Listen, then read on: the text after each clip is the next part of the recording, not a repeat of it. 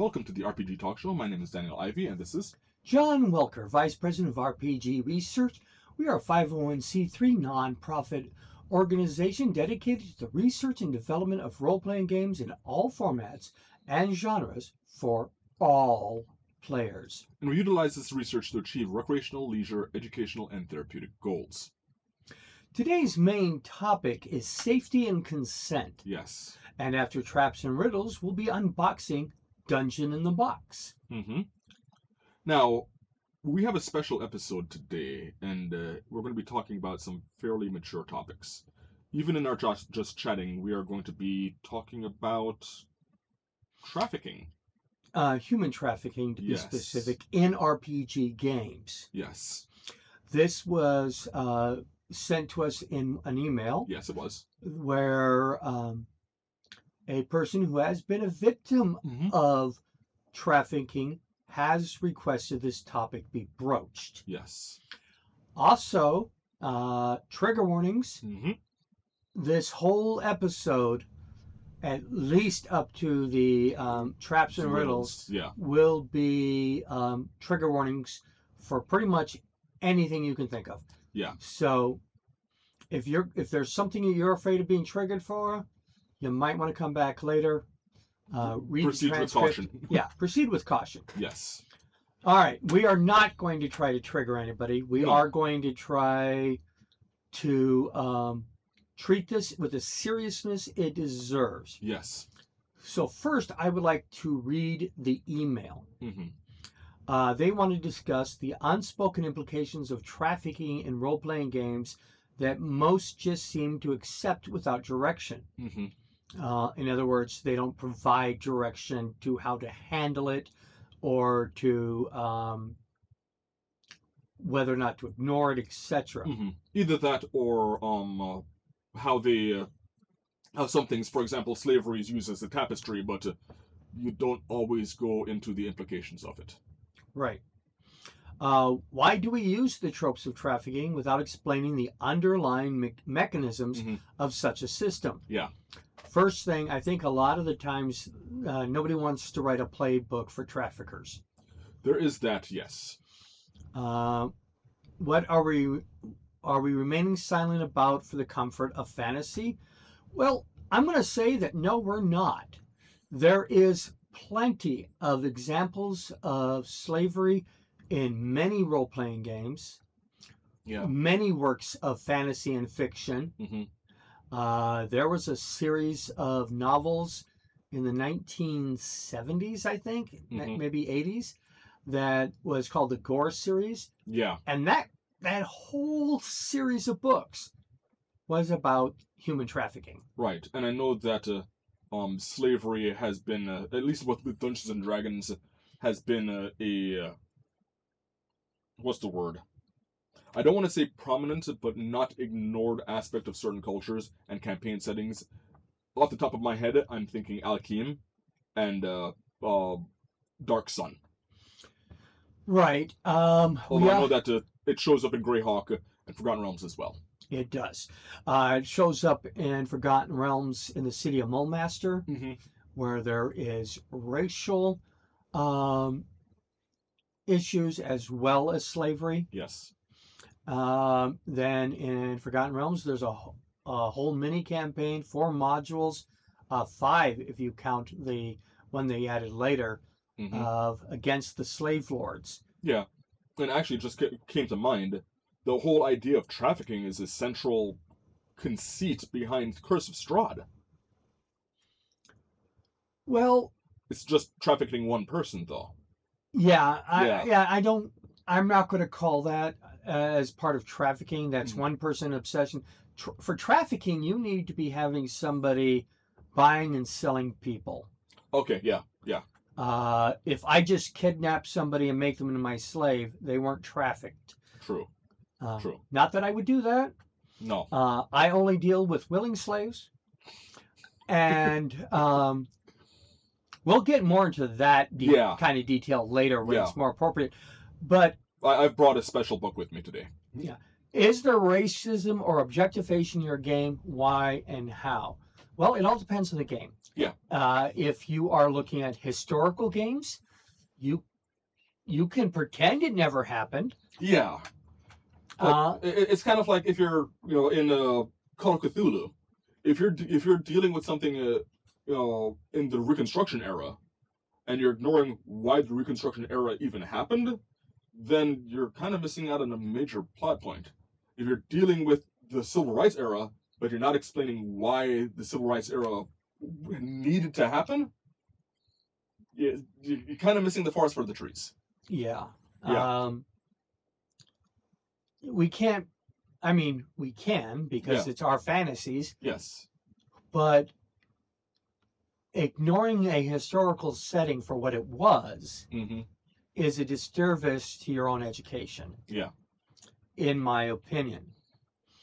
Now, before we get any further, I do want to know that you can call the National Human Trafficking Resource Center to report sex trafficking, forced labor, or to get help. Yes. That's 1-888-373-7888. Or you can text Be Free at 233-733. I'll say that again, 1-888-373-7888, or text Be Free to 233-733. This is a very serious topic, and we are going to treat it seriously. Exactly. Okay. So, we've already kind of started about, I think you gave a good definition of trafficking as opposed to enslavement. There are two separate concepts. Right. Yeah. So even in, it doesn't matter what the slave is, whether it's chattel, construction, entertainment, or what other form this slave or purpose the slaves to happen. Yeah. The trafficking is the buying, the selling, and the transporting of slaves, which has been happening for pretty much ever. All now, recorded history that I'm aware of. Yeah. I mean, early biblical slavery was debt relief. Yeah. You can even volunteer to become a slave because you can't afford to pay your debts. Right. And every 50 years, they were supposed to free all of their slaves and forgive all their debts. Yeah. So don't be put into slavery the day after that. Yeah. Now, I want to point out that when it comes to slavery, there is a stark difference between the what was happening in the Bible and, for example, the chattel slavery that occurred in the United States and in a lot of the British occupied and all Europe occupied Americas. Right. Now, at first in America, we weren't doing chattel slavery. Yeah. It was in indentured servitude. Because our laws were you cannot enslave a Christian, and the first black people coming over to America were indentured servants who were converted. Well, converted and baptized as Christians. So they could be indentured servants, but they can earn their way free. Yeah. Kind of like working for the company store where it costs you $50 a day, but you only make $5. So trying to catch up on that is pretty darn impossible. Yeah. Then we got into chattel slavery, which was based on race. Yeah. They're less than us. They're the other. Therefore, we can enslave them because we're superior people. It was effectively a caste system. It was. Yes. And slavery exists in caste systems. Slavery has not gone away. No, it hasn't. Sex slavery, human trafficking, even here in Spokane, Washington, exists.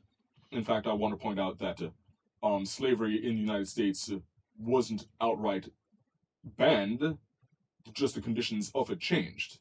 It's one of the reasons why slavery is still allowed if you're imprisoned. Well, for a long time after we got rid of that, we did have the company store, which was a form of slavery. Yeah. And we did literally use our prisoners as slaves. Yes. I think some places still do that. Yeah. Others, they will pay them a tuppence, Yeah. a smidgen of money that after a week you might be able to buy a pack of cigarettes. Yeah.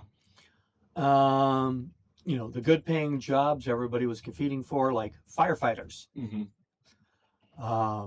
One thing, you got out of the prison itself. Second thing, you learned skills that you can use on the outside. Only if our society allowed to even accepted that one of you were rehabilitated, and that those skills transferred.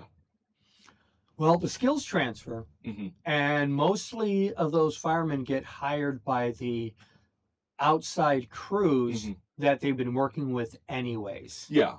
For other skills, Mm-hmm. there may be additional hurdles. I do not want to minimize the amount of obstacles that our society has put in the way of people who have come out of jail and prison. Right. So let's look at some of these things for gaming. Yeah.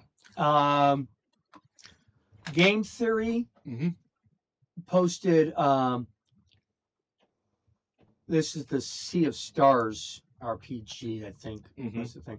But our Game Theory Moral Dilemmas Slaves talks about how to deal with slavery in your role-playing game. Yeah. There was a discussions on whether or not slavers. The only thing stronger than slavery to trigger somebody Mm-hmm. is rape. Yeah. And rapist slavers they hit all of the boxes. Mm-hmm. Rapist slavers, pedophiles, Yeah. all the way up the thing. Follow Me and Die did an article about slavery in RPGs. Mm-hmm. He makes it extremely clear that he is against slavery. And if it isn't obvious, we're in that same boat. Right. If I'm going to have any dealings with a real world slave, it's going to be trying to rescue them. Yeah. The Nerdarchy did their own article on slavery and why you should include it in your games. Yeah. Because nothing says evil more than slavery. Yeah. It's one of those things, kind of like, how do you prove that side is evil? Well, they engage in slavery, or they kick puppies, or they do both. Yeah. It's like people used to, in the panic, says, well, this book has demons and devils in it. Yes. Yeah, you have something to fight against. Right. You need an enemy. Yeah. You don't play a World War II game if you don't have Nazis, because you got to punch somebody. Right. So that was his thing. It also talks about historical settings and things like that. But did you know that there are actually games? Mm-hmm. I don't know that there are any games in RPGs that were dedicated to the topic. I know that we were looking tabletop art. Yeah. Right. I know that we were looking into it. I wasn't able to really find any, with the exception of, as I mentioned, Al-Qaim or Dark Sun, where you can have that as a major plot, but it wasn't central. Right. Any tabletop game, including Vampire the Masquerade. Yes. Definitely, I mean, Blood Dolls and those kind of things definitely can hit on those concepts of slavery and trafficking and things like that. But there are a couple video games that they are just about the slavery. And trafficking. All right. So, first thing I want to mention before I get into the names is that there is an article, and by article I mean a professional paper. Oh, wonderful. Published. It's the current state of serious games and human trafficking, evaluation, gaps, and future research directions by Fakodinen Nurbahani. Ooh, that's a weird one to pronounce. It's I hope I even got close. Yeah. Kingston Fung and Kimuto Oibo. Mm-hmm. And these people are Facility of Computer Engineering, University of Isfahan, Mm-hmm. Iran, Department of Electrical Engineering and Computer Science, New York, Ontario, Canada, an author to whom correspondence should be addressed was this abstract was addressing human trafficking is crucial due to a severe impact on human rights, Yep. dignity, and well-being. Serious games refer to digital games that are designed to entertain while also accomplishing at least one additional objective, such as learning or health promotion. Mm-hmm. Now, a serious game that I'm pretty sure you're familiar with Mm-hmm. is, Strange Ideas, Strange Times. You play somebody who can go back a few seconds and change a decision you made. Mm. Strange Life. Or no, Life is Strange. Life is Strange, yes. Yes, Life is Strange Yes. was a serious one. Mm-hmm. That Dragon Cancer, Mm-hmm. that's a serious one. I know that there's a one on Kickstarter right now. I believe we were researching that one. Something about escape. You must escape. Well, let's go over the ones that I do Yeah. have. All right, so a link to this full report for those who came here for the science is going to be in the doodly-doo. Doodly-doo, yes. And the one thing I want to point out from it was its list of video games that it included. One was called Missing. Yes. Missing, by the way, these are all out now, I believe. Mm-hmm. I will get more detail about Missing later, but there's one called Act, another one called Ban, another one called Safe Travel, which I think is the latest one. Mm-hmm. And finally, we have in parentheses, Traffic. Now I know. I actually watched a video about some of the Let's Play on Missing, Mm-hmm. and it starts you off where you've already been captured, and it did not skimp on. Oh, it didn't show the graphic details, but they spelled out that the main character that you're playing is being raped. Yeah, this is an RPG based on the life of Champa, a young girl trafficked into brothels. This is a game for change to awareness about trafficking. It is set in India. Yes.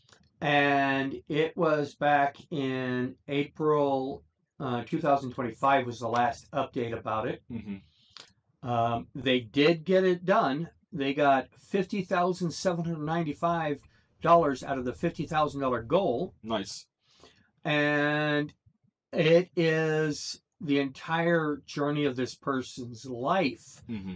So you're going to literally watch this girl grow up from about 13 years of age to full adulthood with her own children, mm-hmm. Dealing with the fact that she is being trafficked. Right. And you're playing her. And in the production of this game, they did actually interview and research the topic. It wasn't just, this is the fantasy and whatnot. They actually do reference. This is not meant to be a fantasy. No. This is meant to be educational. It is. And this is meant to be give you awareness and empathy. Mm-hmm. And it is very and their goal is to save girls from trafficking, mm-hmm. because they want to fund the game. Then the game proceeds. We're going to livelihood, rural awareness, and rescue.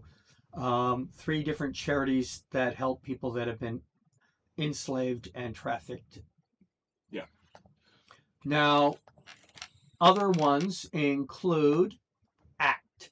Mm-hmm. Play ACT is a human trafficking awareness game, and you can download and play that on your device. It is another game that's designed to increase awareness of human trafficking through training. Mm-hmm.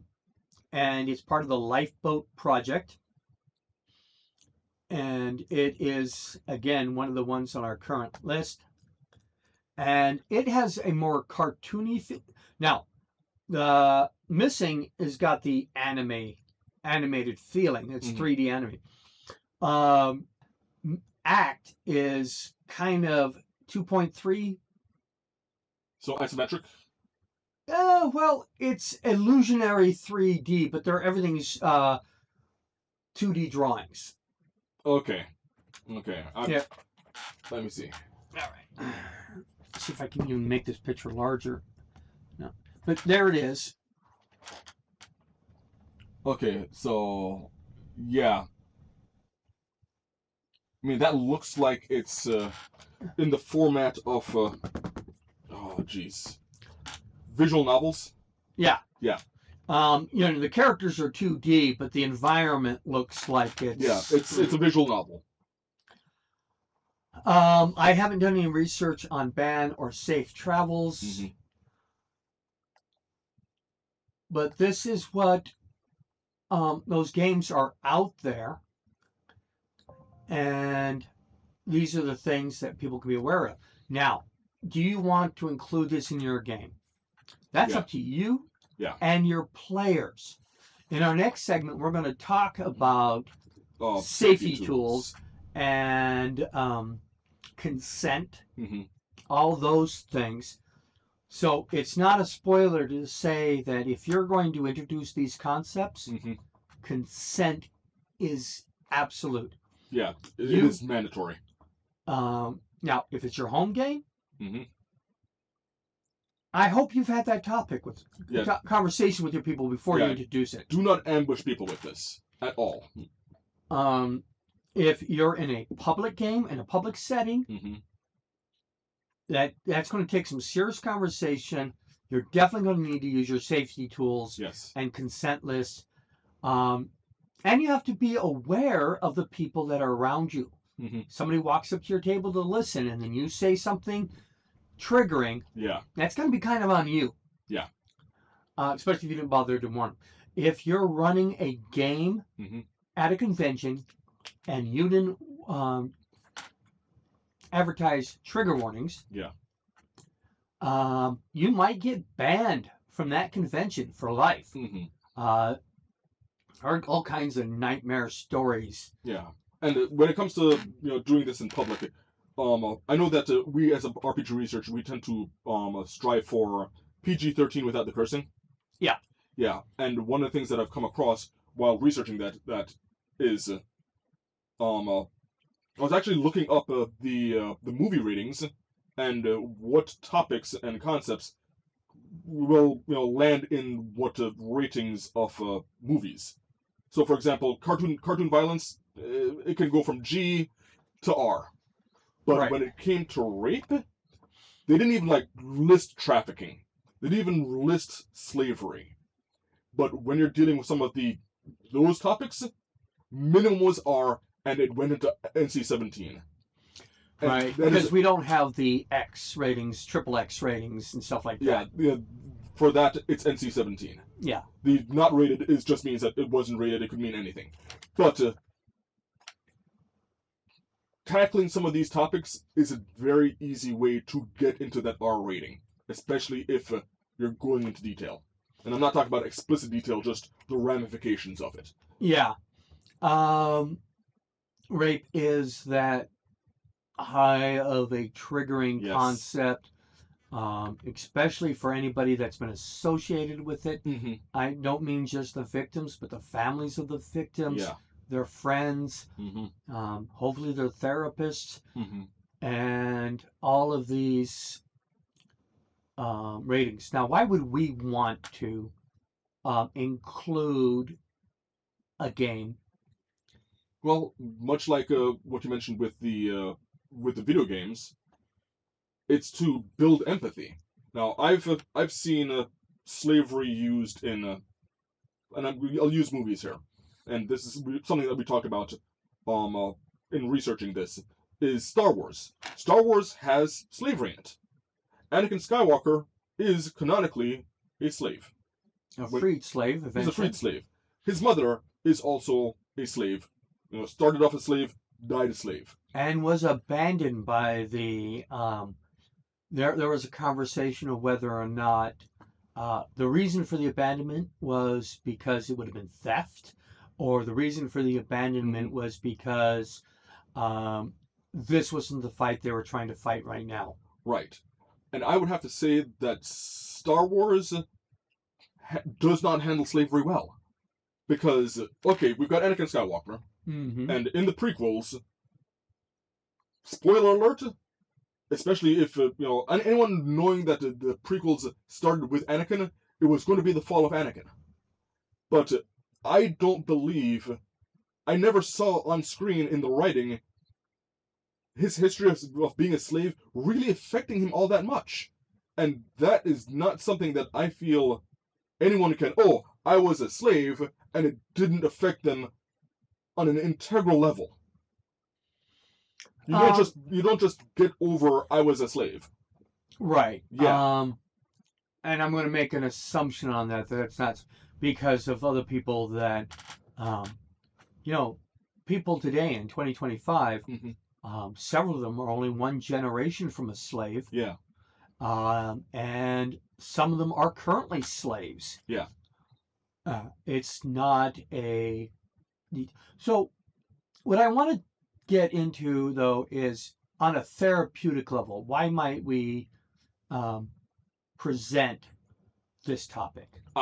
Okay. On a therapeutic level, some of the people recovering from this, well, every person that is recovering from this, I feel deserves therapy. And we can't just say, oh, we're going to help you with this without being willing to tackle the topic. And sometimes that means getting into very gritty, ugly areas. Right. You can't help people if you can't go to where they are to help them if you aren't willing to wade through the mud. And some places, some games, especially in LARPs, like in Scandinavia, Swedish LARPs to be specific, but in Scandinavia, they do role-playing games, live-action role-playing games, to be triggered. Yes. And like a BDSM session, they have to go through all the consents at the beginning, and then they have to do the aftercare afterwards. Yes. Unlike most of my tabletop games, we don't really need to discuss the game directly after it. But if there's a game that has been triggering or was designed to be triggering, even if nobody admitted to being triggered, then we need to deal with the aftercare. Yeah. Make sure everybody's all right. Even if it isn't intended, if someone is affected that way, I feel it would be responsible after the game to perform aftercare. Check in on them. Work with them. Don't just leave them floundering. Exactly. Now, well, I also have to say again, I'm a therapist. I'm not your therapist, and your dungeon master is most likely not your therapist. Right. But I feel like this is stuff that works, honestly, in everyday life as well. Yeah. If you have someone that you care about, and they're going through heck, show some compassion. And sometimes that means sitting with them, being with them, showing them that they're still safe, and that things can get better. I feel like we too often it's not comfortable, so I'm going to let someone suffer. Sometimes you have to be uncomfortable with them. And speaking of comfortable, yeah, when you're role playing any possibly triggering scenario, we're hoping you've discussed the possibility of this kind of trigger happening. Yeah. I mean, we're going to be doing a horror story, then I might want to warn you that cannibalism might be a part of the story. Especially if there's a cannibal there. Right. Yeah. And whether or not the wider range of cannibalism means that goblins can only be cannibals if they eat other goblins, or cannibalism is eating any sapient creature. Yeah.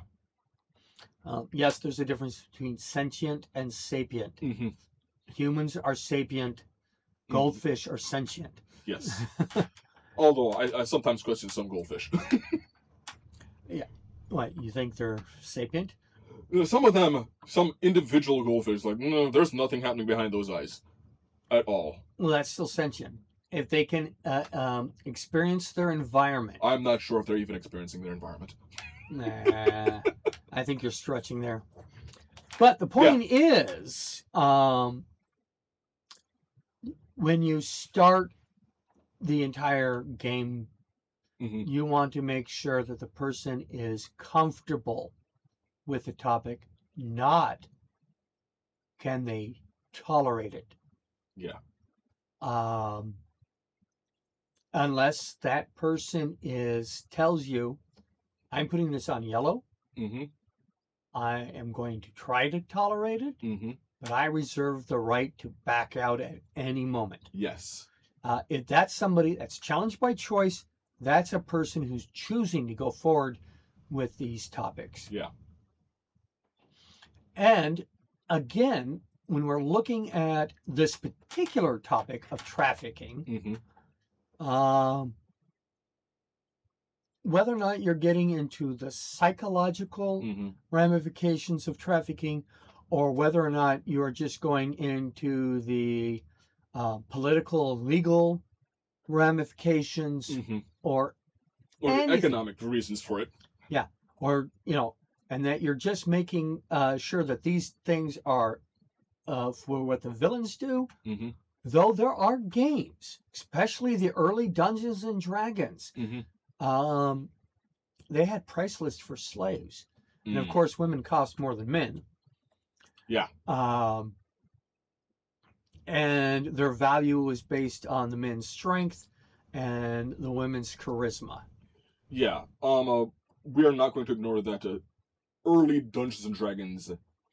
I'm going to avoid using the saying it was a product of its time, but no, there were some, what is it?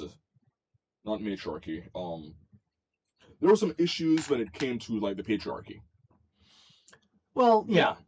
There was definitely some things that needed to be improved upon. Yeah. Misogynistic. Yeah, there were some misogynistic problems. Yeah. Yeah. But not defending it. Yeah. And not ignoring it. Right. Some games that, like in third edition, you had the Book of Erotic Fantasy. Yeah. Which dealt less with the slavery, but more the details of eroticism. Yeah. To include whether or not certain races can crossbreed, and whether or not races, what are the percent chance that they will get impregnated, and what are your chances for diseases? They went into a lot of the practical details of including sex in fact, in your game. We have it with us today. Yes. This is the Book of Erotic Fantasy. What I do not have, because it's currently in storage, is the Book of Vile Darkness. Oh, you should have told me. I could have brought that one too. I did. I said I was bringing this one. You told me. Well, yeah. It doesn't matter. People don't need to see the cover to know it's real. Right. So the Book of Vile Darkness deals with a lot of the nature of evil, and it goes into some of the horrific things that can be done with evil, where it isn't just like, oh, I'm a cartoon villain, but if they're doing that, there's no question about their alignment. They're a horrible individual. There was a SNL skit with Dwayne "The Rock" Johnson. Yeah. And he was at a supervillains conference. Yeah. And people were talking about the kinds of things that they were doing that was evil. Shrink rays, blowing up, I don't know, just various little light villainy. 1966 Batman type villainy. Yeah. And he says, well, I built a robot to rape children. Yeah. And again, we warned you. this we will hit triggers here. Yeah. And the whole point of the cartoon, or not the cartoon, The but skit. the skit, Mhm. was everybody was okay, including the villains with the cartoonish villainy. Mm-hmm. But when you introduce real evil, Yeah. people tend to back off. Right. For me, because you know me, I do love my comic books. And when I talk about actual villains that are, for me, evil, they need to start hitting those things. So when I talk about, for example, Joker being evil, I'm not talking about, oh, his plan to put us to trademark his smiling fish. That's cartoonish. Right. He kidnapped an entire orphanage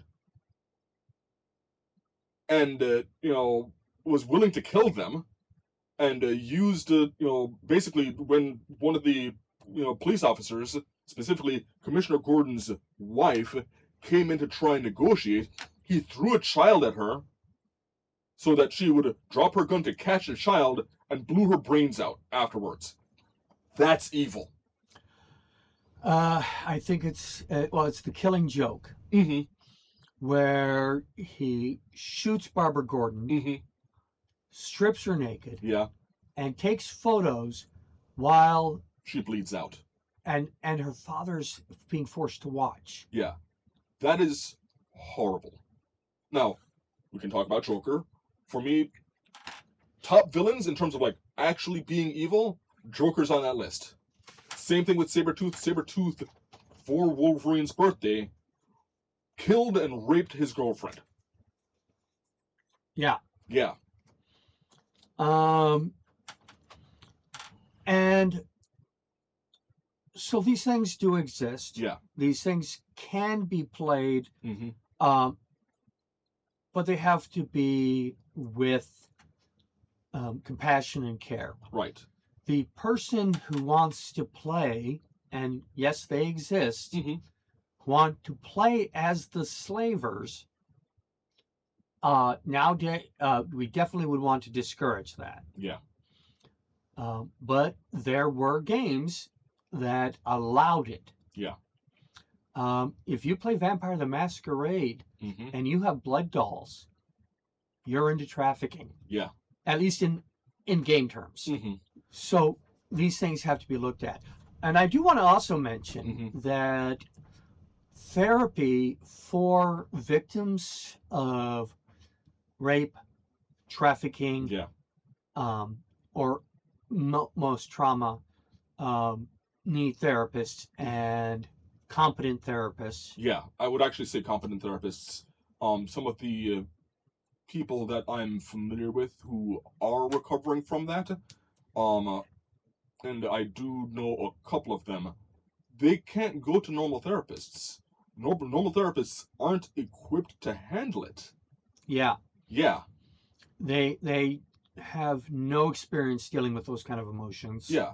Most therapists nowadays like, oh, you're having marital problems. Someone cheated and whatnot. Yeah, they can handle that. You come in and say, yeah, I'm the product of a child child slavery. I was raped as a child. They're left with a blank and like, well, is there any way that we can get back to before this happens? It's like, no. This is what I was born into. There is no. My mother was a slave. Right. I was born into slavery, Mm-hmm. and it was sex trafficking. Yeah. And it happened in this century. Yeah. So, this millennium, Mm-hmm. it's still happening. But this is going to sound a little controversial, Mm-hmm. but groups like the Badana Group, which is on the east side, they use role-playing games, but they specialize in sexual trauma. Yeah. And they even specialize in the treatment of the people who perpetrate sexual trauma. Yeah. Because there was something that made them like that. Yeah. I don't have much empathy towards abusers. I don't. But I do recognize that there is a benefit to society if we understand the mechanisms and can stop it. And if that means understanding them so that we can have less of it, yeah, for me, that I'm willing to do that. There have people that went to therapists Mm-hmm. and says, I think I'm a pedophile and I don't want to. Right. I don't want to hate myself that badly. Mm-hmm. I know that I've actually come across a couple of documentaries where they went into the study of people who were attracted to minors. Not that they did anything about it, but there's something chemically off with them, and they know that. And some of them, they don't want to be that. Right. And I'm never going to condone that because children can't consent at all. And there is an argument that, well, if they're legally the age of consent, Mm-hmm. but even that, especially in our current society, Mhm. is going, oh, I'm from Virginia. Yeah. And legal age of consent is, I'm going to pick a random number. I don't know what it is. Mm-hmm. Let's say 15. Yeah. That's still statutory rape for most of the country. I want to point out specifically when I say that children can't consent, I'm not going off of an age. I'm not going based off of age. For me, You're talking maturity levels. there's maturity level, and maturity level is directly connected to power dynamics. Yes. If someone has power over someone else, there's a consent problem. This is one of the reasons why employers having sex with employees, that's a problem too. That's a power dynamic. Right. If you've been an adult, that is a maturity, and with that maturity comes power and understanding over someone who doesn't have that experience. Or, when it comes to teenagers, because God knows I went through it. And their brains aren't fully developed yet until they're like 25. Not only that, but like in the middle of puberty, when they've got a cocktail of hormones going through their bodies, they can't think properly. Yeah. I definitely. Yeah. I know that if there's anything I could, well, there are different things throughout my life, Mm-hmm. but the one thing I wish I could have avoided was the first 10 years or so of puberty. Oh, it was a nightmare. Yeah. It was an absolute nightmare.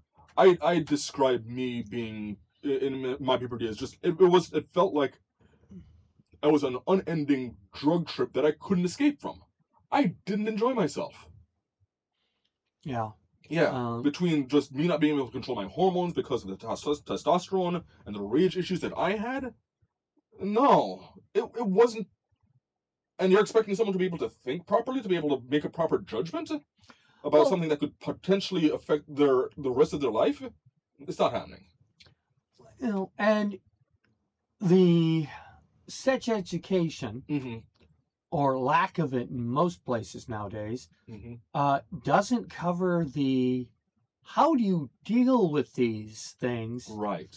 in an appropriate way. Mm-hmm. I'll admit, when I was a teenager, 17, 18 years old, if it was female, I wanted it. Yeah. I will fully admit, at a teenager level, when I was going through puberty, yeah, very strong sex drive. But as I said, hormones just raging. And nobody, I had the sex education. I know what sex does. Mm-hmm. I know the results of sex. I know the dangers of sex. Mm-hmm. But nobody talked to me about how to handle it. Right. How to channel it. Mm-hmm. How to avoid doing things that you really shouldn't be doing. Right. It's called sex drive for a reason. Now, I'm not saying that everyone has a sex drive. Yes, asexuality is a thing and it is legitimate. Some people just don't have it. But for some of the people who do have it, it's like a train. It's this train off the rails. It's going to be ugly. They don't have much control over their own mind. It's kind of like everything looks like boobs. And but I'm not here to defend the people that are in these situations Right. where they sleep with a too young of a person, even if that person was willing and it was their idea. No, No. If you're older, you have better understanding, and you should know that's a bad idea. Yeah. exactly. Mm-hmm. Um, so a lot of one of the things I think that need to be brought up Mm-hmm. is that No, go ahead. Go ahead.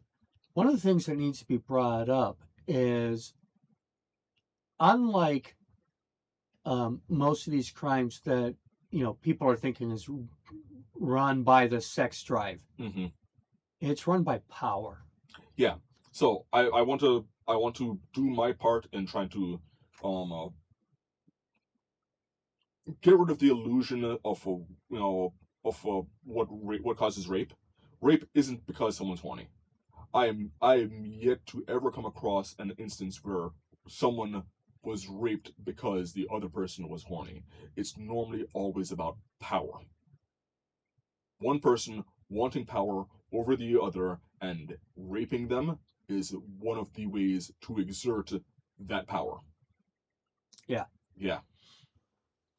It is the ultimate show of dominance. Either that or murder. Well, and between the two, I Yeah. honestly think that rape is worse. Yeah. I would say so too, because the person who was raped, they live with the consequences afterwards. Whereas with murder, well, The family does. the family does, but the They're victim is, their life is over. They're no longer suffering. Yeah. And that is not me condoning murder either. Right. Yeah. So I think we're at that Yeah. crossroad where we Mhm. need to get back into the next segment, Yeah, which is going to be safety tools. which is extremely important after Yeah. what we just discussed. Yeah. I hope we've covered this topic with as much grace and professionalism as possible. And I know full well, even with us going over our normal limit a bit, this is one of those topics where you can't scratch the surface enough. Yeah. This Yeah. is the we could spend an entire talk show, every episode on this topic. Yeah. This is one of those things where if we had a full month to just talk about this topic, we still wouldn't be doing enough. Exactly. Yeah. Okay. So, we'll come back together after the break. Okay. After these messages, we'll be right back. Welcome back to the RPG Talk Show. We're going to our main topic, which is safety tools. Safety and consent. Yes. This, if you had watched our first hour, you know exactly why this is needed. Yeah. When you are in a role-playing game, you're in a contract with your players to create a story. Yeah, it's a social contract. It's a social contract, and how, what kind of experience people have, positive or negative, is part of that contract. Now, some games can handle being just going off of vibes, but we've found that having some base level discussions is useful. For example, knowing that we're as a part of RPG research, most of our games we're shooting for PG-13, PG-13 without the curse words. But if you're at a younger table, you may want to establish that you're going for a G rating. Yeah. My current Wednesday group, we're going for a PG-13 because we have a 14-year-old at the table. Yeah. And code of conduct and how people are treated at the table is very important. Yeah. So the first step is the session 0, or as Hawk likes it, the 0.5, so that you get some gaming in anyways. Session 0 does not have to be an actual session. Right. It just could be the conversations you have before you start rolling dice. Right. Now, normally people think about, okay, we're designing characters, we're coming up with this, character concepts, but you should also, especially as a game master, talk about what themes you're planning on covering. If you can use like the film ratings, what film rating you're expecting to go for, and this would also be a really good time that if you're going to be dealing with some sticky subjects, we suggest bringing up the consent checklist. I actually disagree with that. Okay. I don't wait for sticky situations because it may come up and I wasn't planning on. Oh no, I'm saying especially if Right. there is we're expecting to handle some sticky situations or topics. You bring up this, the consent checklist. Even if you're not, if there's a chance of it, bring it up because you never know. Okay. So we're talking about some of the tools right away. Yeah. But the main reason of why is that everybody should be comfortable at the table. Mm-hmm. They're not normally there just to see what they can tolerate or Right. how far you can push the boundaries with different people. Yeah. If they come there voluntarily, knowing that their boundaries are going to be pushed, like in LARPs or in some kind of like horror role-playing games, Mm-hmm. or games that are horror romantic, like Vampire the Masquerade, Yeah. then you should establish Mm-hmm. your theme, what kind of trigger warnings are possible, Yeah. and get everybody's feedback on it. Mm-hmm. I like the Montcook consent form. Yeah. That was designed by Shana. Am I saying that right? It's Shanna Germain. Yeah. And it's a nice form fillable. It's for free Mm-hmm. at Montcook Games.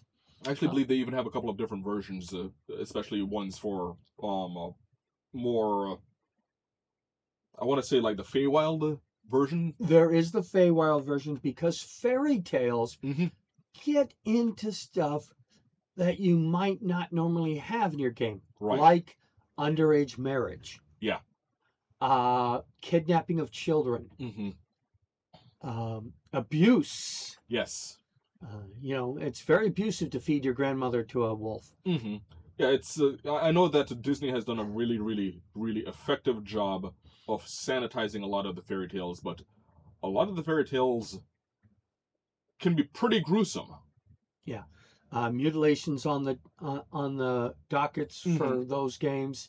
I mean, everyone is familiar with like, oh, the big bad wolf consumed the grandmother, but not many people know that the way Snow White and the Seven Dwarves ends is by the dwarves fashioning some enchanted metal boots or slippers for the queen to wear, and she dances until her feet bleed out. Right. Yeah. Like a Saint Vitus dance, but inflicted. Yeah. There are topics that go in fairy tales, that go in horror, that happen in everyday life, such as romance or political topics. Yeah.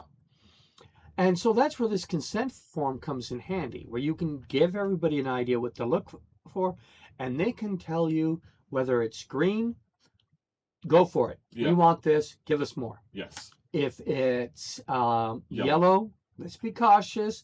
Let's, delicately, let's see how this goes. And then there's the red. Don't even bring up this topic. Right. Now, we suggest that if you're using those consent forms, have a certain amount of anonymity because you don't want to single people out, and go with the most restrictive versions, which means if you've got 3 people and 2 people for one particular topic, let's say it's eating ice cream, is green because everyone loves ice cream, but one person is like, no, I'm so lactose intolerant that even the thought of ice cream is going to make me poop, then I'm sorry, there's no ice cream for anyone. Right. Yeah. If you have a full table with 7 players and 6 of them are green and 1 is red, Then it's red. It's red. Yeah. It's period. And what a lot of people forget is when you're filling out this consent form, is the game master needs to fill it out. Yes, absolutely. You need to be aware of what your triggers are. And since you're there to have fun as well, you should have say of what your content will do. Yeah. There are certain topics I will not inflict on my players because I don't want to deal with them. Right. Yeah. Remember, the game masters are participants in their own game, and the consent checklist is for all participants. Yeah. I personally don't like swearing. Yeah. So I try to make it clear to my players that let's keep the swearing to the bare minimum. Yeah. I personally don't have a problem with swearing, but I hope that I haven't inflicted too much of it around you. No. Okay. I do try to be respectful. Yeah. So that's the pre-game stuff. You discuss the rules. Now there's other tools. There's the book Consent in Gaming by Sean K. Reynolds and Shanna Germain. Yeah. And Shanna comes from the BDSM community. And there are videos you can find on YouTube that talk about the overlap between Dungeons and Dragons and BDSM, and it's all about consent. Yes. And the discussions you need to have before you begin to play. Yeah. And we don't want to... I don't... how should I put this? I can understand how some people could find the overlap between role-playing games and the BDSM community to be laughable, but we're quite serious. There is a major overlap between it, because one, there's a power dynamic between the game master or the dungeon master and what the people, the participants that they're working with is subjected to. Right. Yeah. And, the BDSM community, they need to have, more so than role-playing games, safety tools involved. It isn't just, kinky and everyone's happy. No, some people, and I'm aware of this, just like how we are professional game masters and you're a professional game master and a therapist who knows how to use role-playing games as a form of therapy. I've encountered BDSM dominatrixes, or male and female versions of that, who are therapists as well and use BDSM as a form of therapy. Some people, to get past their trauma, have to relive their trauma. That is true. Yeah. Also, in the BDSM therapy realms, it's either gaining control, asserting your dominance, or releasing the control. Yeah. And that can be just as terrifying. Oh, yeah. And there's all kinds of complications we can talk about. Oh, yeah. But so we've set people up. We've done the consent in gaming. We've gone through RPG research's classes on it. Then we have tools that we want people that we recommend for people to utilize. If you go to gamesforgeeks.com and we put around, they made safety cards that you can just print out. And these safety cards aren't exactly the red, yellow, green. Yeah. They're red X, green O, the equal symbol, which is pause, and then there's inquiry. You have a question mark. So like, I need to question what's going on here. Yeah. I need some clarification. So that's a 4-card system, and I'm going to start implementing those myself. Okay. One, just to see how it works. There are many tools. I'm going to link a Google Drive, the TRPG Safety Toolkit, and it's all discussions about panels, tools and resources, translations, TTRPG safety toolkits, and information permissions, and a toolkit guide. And guess what? It's free. People want you to have this information. Yeah. Now, I do want to point out that no tool is foolproof. One of the things that we've come across, especially with the red, yellow, green, which is called the flower. which is the flower, is if someone has to say, I'd like to stop, then to the rest of the group, they may have just outed themselves, and someone may be uncomfortable, but may be more uncomfortable to say that they're uncomfortable. Right. Well, to solve that problem Mm-hmm. is you say, I'd like to take a break. Yeah. And then you talk to the GM privately. Mm-hmm. You can be discreet in showing your card, Mm-hmm.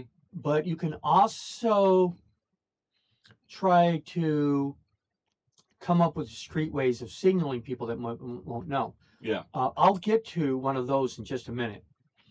But let's go over some ways. Mhm. There's lines and veils, and Yeah. somebody's even made cards that are set in movie terms. Okay. Fast forward, rewind, frame by frame, Fade to black. off, fade, yeah, all those different things that you do. There's the Luxon technique, which is just an open discussion at the table about triggers. Mhm. But the only downside of that is sometimes discussing your triggers can be triggering. Yes. It's easier for some people to just check a box Mm-hmm. than it is to discuss it and have people ask, but why are you afraid of balloons? Right.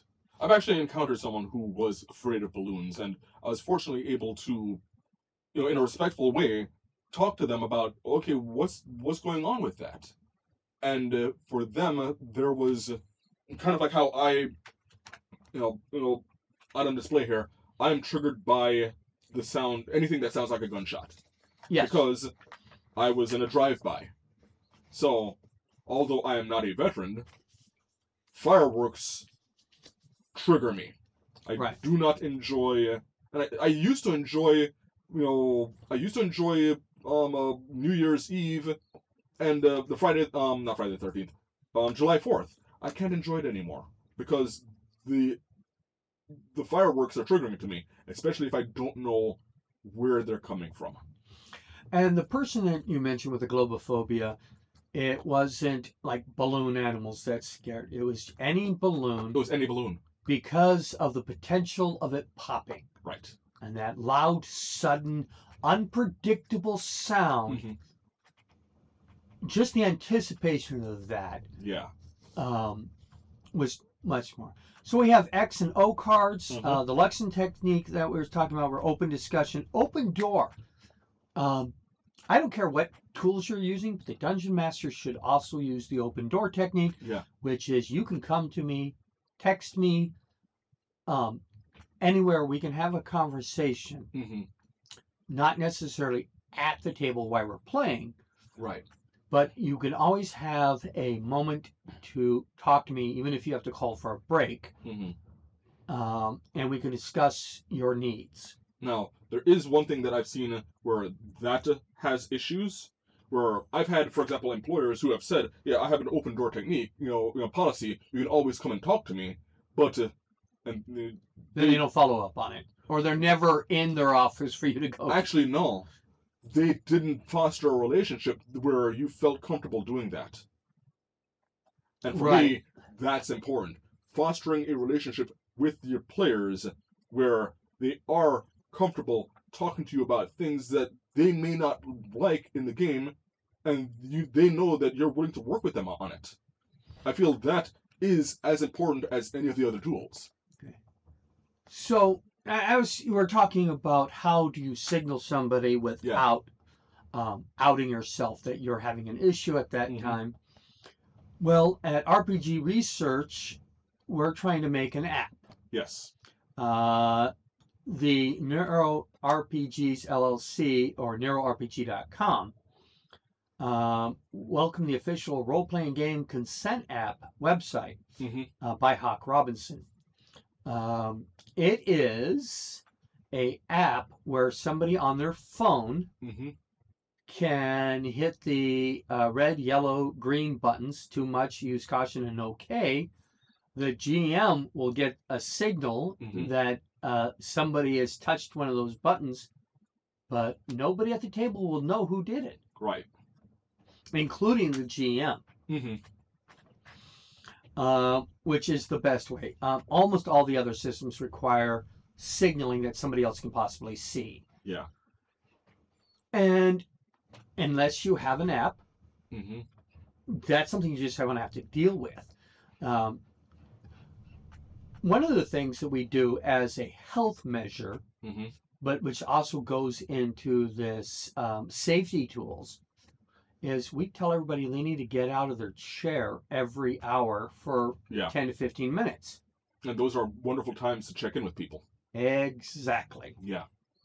And in addition to fostering relationships,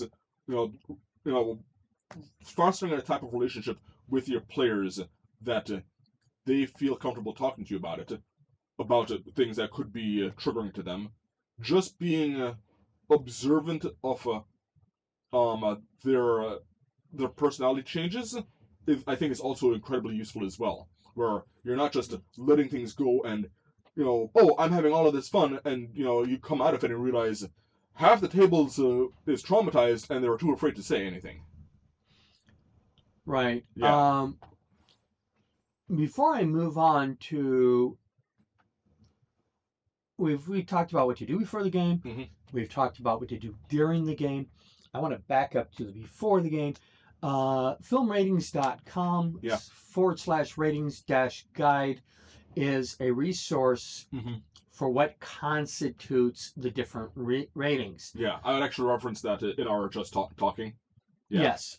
And I just want to reiterate it. It's a good resource to sit there and decide whether what your actual rating would be based on how they would go, as opposed to just saying, well, this feels like an R-rated show.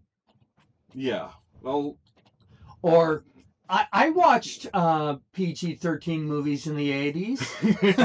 Oh yeah, the standards have changed. Yeah. Yeah. And honestly, though, I did feel like, as great as that resource was, I felt it was lacking. Because there are certain areas where I clicked on certain things, and there was no description. Right. Right. That, and I know that there is a history with the I think it's the MPAA. Yeah. Where, how should I put it? There have been some inconsistencies with how they judge certain things. Yeah, and some of that inconsistency is whether or not it's a male or a female. Right. Or was the blood on screen or off screen? Right. I mean, those are the consistency. What constitutes nudity? Right. Do you know how many nowadays it's popular for on television to claim that a show has nudity, and all that means is male butts? Yeah. Yeah. That, and there's a whole, what's the word? Disparity between, oh, it's blood and gore. Okay, PG-13. Someone, a female having an orgasm, and she's still completely closed, rated R. There is a disparity between violence and sex, and I'm not going to say that it is accurate. Well, that's why the detailed list is so much important, because that gives everybody the chance to say what they're comfortable with. As a society, we are much more comfortable with violence than we are with love. Right. In any form. And I will outright say that I think that it's caused problems. We, I think, as a society, have had some serious issues that we're still tackling to this day with love and sexuality. Yeah. Harrison Ford movies. When you look back, at the time we were watching, we thought this is great. This was a good role model. And then you look back and see the misogyny and the dominance of saying, well, keep doing it until she likes it. Yeah. There's Now, I'm not necessarily in a position to properly judge certain things that are outside of when I grew up, but I know that, for example, there's a song, what is it? It's it's cold outside. Baby, it's cold outside. Baby, it's cold outside. Where, from a modern perspective, it is very, very problematic. But in the context, and this is something I had to learn. Yeah. In the context of that time, there's a lot of unspoken things that in that time would have been pretty obvious, where the female in that song is giving consent. And the words don't mean what they mean anymore. Right. What is in this drink? Well, it's alcohol. Mm-hmm. She knows it. You know it. Yeah. She's not being roofied. Right. But anyways, we're not here to defend that kind of stuff. Let's talk about aftercare. Yes. Or the after the game. So we have to be aware of bleed. Yeah. And we're going to have a later...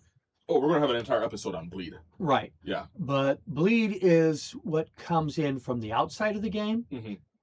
How I'm feeling, my health, whether emotions, or not... thoughts, concepts, belief systems can come into the game, or from the game out of the game.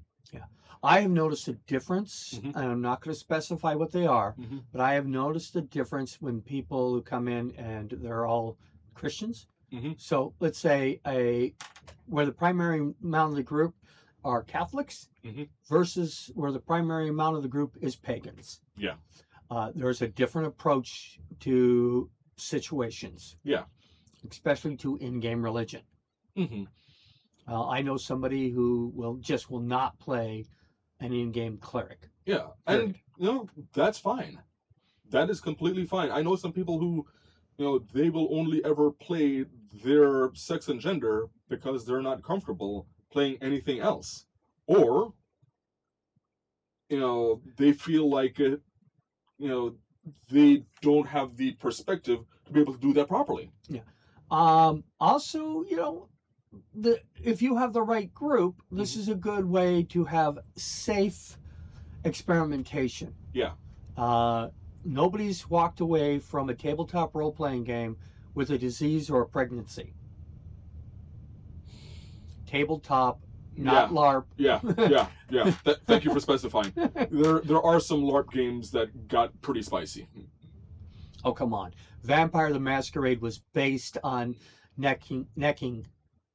See, I wasn't aware of that when I got into it.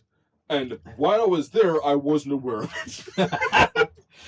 It's like me and orgies. I don't believe they exist. Nobody's ever invited me to one, so they can't possibly exist. I thought orgies were just a misspelling of Oreo. Could be.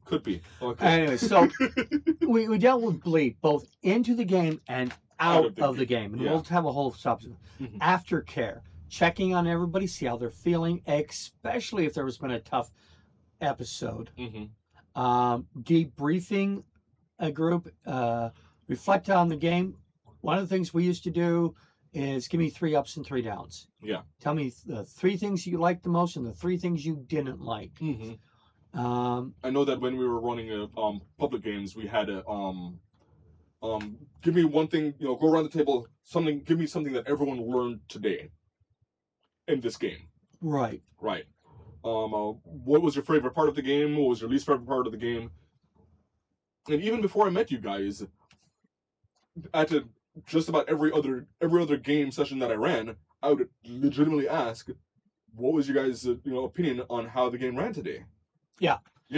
I got used to that working for Wizard of the Coast when I was doing the D&D Open. Mm-hmm.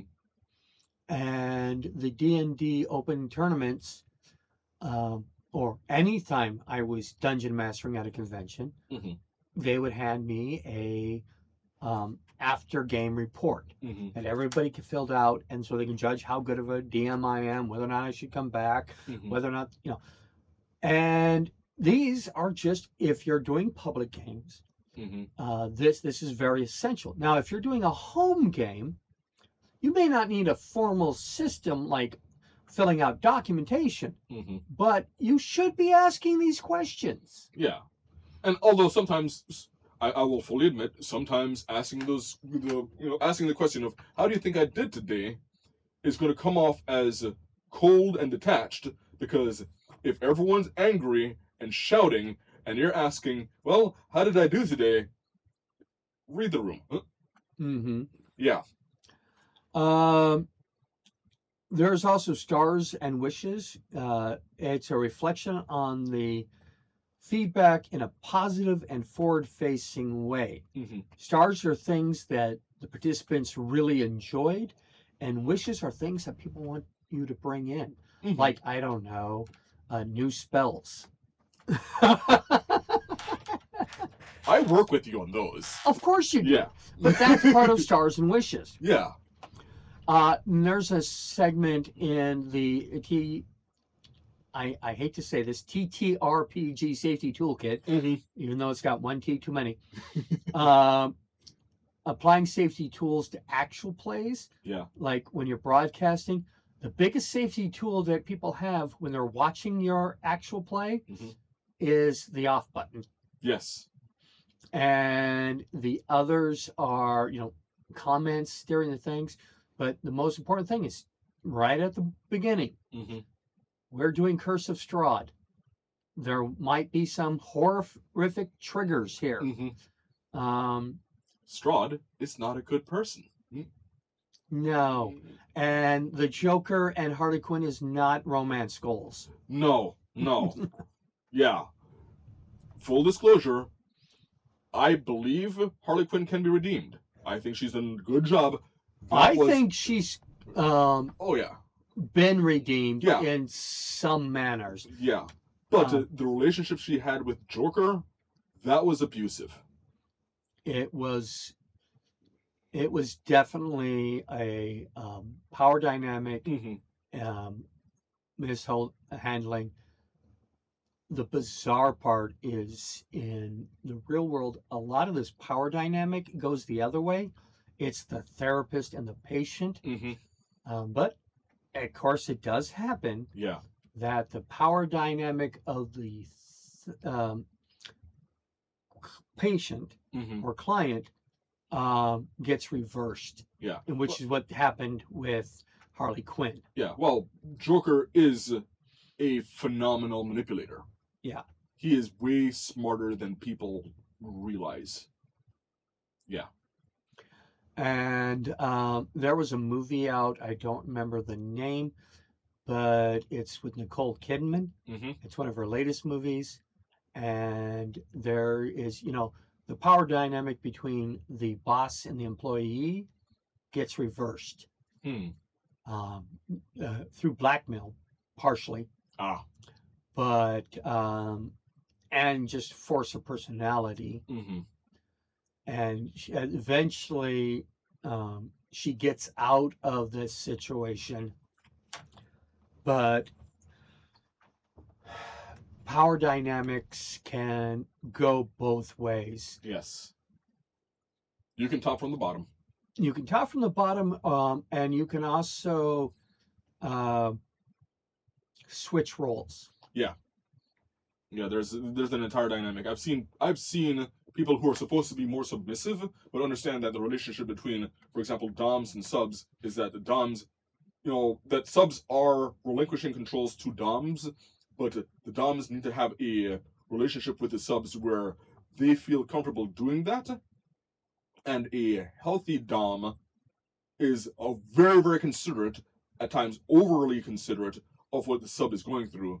The sub is putting the dom through hell because they're basically playing Mother May I with the consent.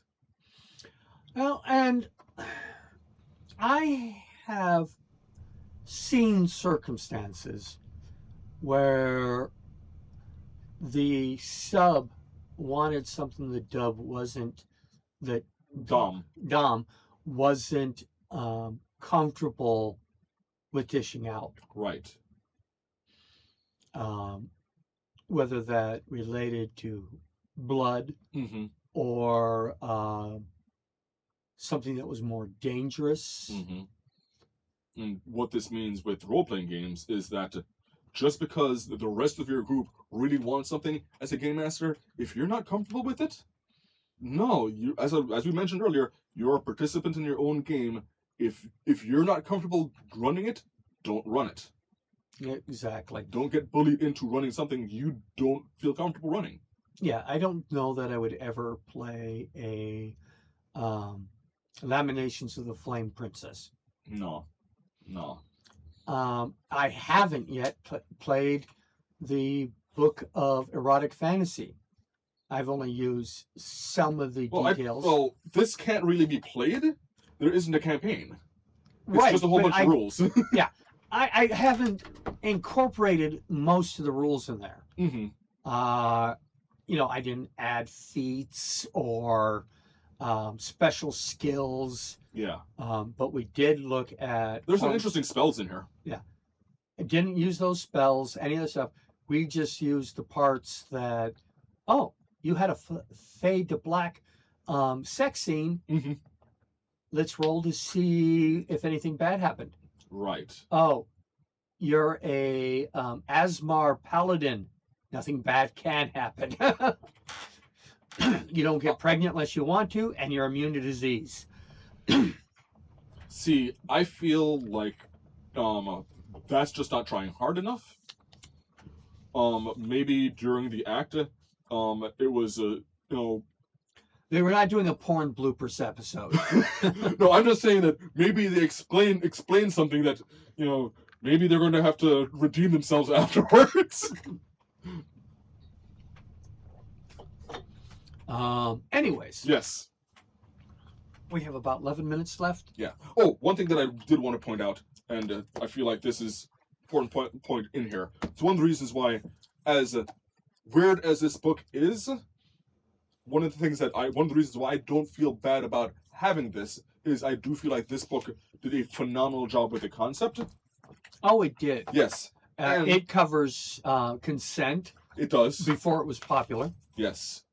And one of the things that it mentions is here on page 6, handling sex in a mature way. And I want to read this for you. Okay. You decide to let sex into your game. Once the topic of sex comes up in a game, it can quickly, if left unchecked, turn into a sophomoric joke with body humor, crude references, and otherwise inappropriate behavior resulting. There's nothing wrong with this. Human beings tend to push sexuality in the sphere of humor as a way of overcoming their own unease, our feelings of inadequacy. By letting the jokes come out naturally, the mood loosens, allowing everyone involved in the game to feel more relaxed about the subject and get on with the game. It isn't just, oh, how can I be a phenom at sex? They actually handled the topic maturely. Well, I also want to bring up that sex isn't the only reason for consent. Right. So I'm looking at the RPG consent checklist, link in the doobly-doo.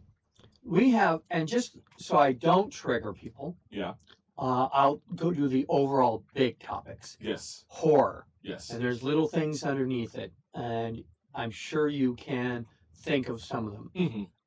Relationships, romance, and sex as separate categories. Yes. Social and cultural issues. Real world or otherwise. Real world religion, real world politics. There are some games that are set in historical context, which means that, like the one that I was helping to write that never got published, was Earth 1066. The Pope is a major character in the storylines. Because you can't do a historical medieval story without mentioning the Pope. Yeah, as someone who grew up Roman Catholic, I became very aware of historically the amount of power that the papacy had in Europe. They were kingmakers. Yeah. The Pope was almost an equivalent to an emperor. Yes. So other topics, mental and physical health. Mm-hmm. And of course, additional topics, things that weren't on the list. But I've got one of these filled out that has so many additional categories put on here. Mm-hmm.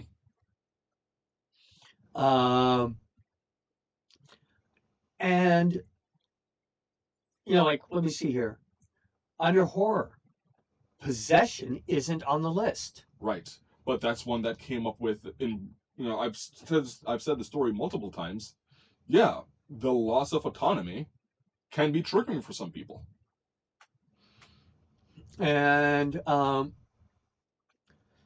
if that's something that can happen in your game, Mm-hmm. especially if you're doing a ghost story, Yeah. that trigger warning needs to go out and people need to say yes, no. Mm-hmm. I mean, so let's say that I am a player. Yeah. And I can't stand the idea of my losing autonomy. Mm-hmm. So for myself, it's a red, but I want to give a yellow for if it happens to anybody else. Right. So that would go, I would write in 2 lines here, possession Mm-hmm. of my character, red, possession of anybody else, yellow, possession of Bob, green. Yeah. And that may sound hypocritical, but honestly, human beings are messy. And there's gradients of things. You can't work with a one rule for all. Right. Lots of things like did I talk about this on the air yet? Which one? In one of the last Paizo Pathfinder games that was done for Dungeons & Dragons 3.5 was Rise of the Rune Lords. Mm-hmm. And they had a scene in there where they tell you this scene could be a trigger warning. This scene is something you might want to discuss before you even get here. Yeah. You might want to fade to black. You might want it to happen off screen entirely, as in like you as the DM know it happened, but we didn't bring it up. Yeah. Goblins eating a parent while children watch. Yeah. Sorry for the trigger. I warned you there's going to be lots of triggers in today's topics. Oh, it's not like we're searching for them. No. Yeah. And people have gradients. Yeah. Like, sex trafficking. Well, yeah, it happens, but I don't deal with it. So it's okay if it's in the background. Yeah. We know that, we're playing in Roman age and we're doing Colosseum battles. We know that there's also sex trafficking happening. Yeah. But we don't have to talk about it. Right. And it is based on it's based off of the game master. Right. Yeah. So, it's if we're doing a western, well, historically the West was built, and a lot of it, the groundwork was built by prostitutes. Well, I think one way of putting that was the West was run by grit and civilized by prostitutes. Yes. And so prostitution was a thing. It is the world's oldest profession, but the various methods as to how people enter that ranges from trafficking to, I enjoy it. I feel like I'm good at it. I might as well get paid. Right. Yeah. And everything in between. Hey, I'm looking for a job. I hear whores make a lot of money. I'm going to be one. Yeah. Some people are just that comfortable with it. Yeah. Yeah. But, the specifics of how people get into that, maybe you're okay with there being prostitutes and the players using prostitutes, and we don't talk about how they got into it. Yeah. We assume that everything's on the up and up. in my Saturday games, Mm-hmm. I have to to bring up the point is that you occasionally need to re-up your discussion about these topics. It's Right. not a one and done. And we are going to be doing that soon. Yes, because we're going to be dipping into some Book of Vile Darkness type stuff. Mm-hmm. And I don't think there's going to be a lot from the Book of Erotic Fantasy, but that depends on how people want to push it, which is why I need to have updated consent forms. How long have we been playing this game? You're asking me? You've been in here a year.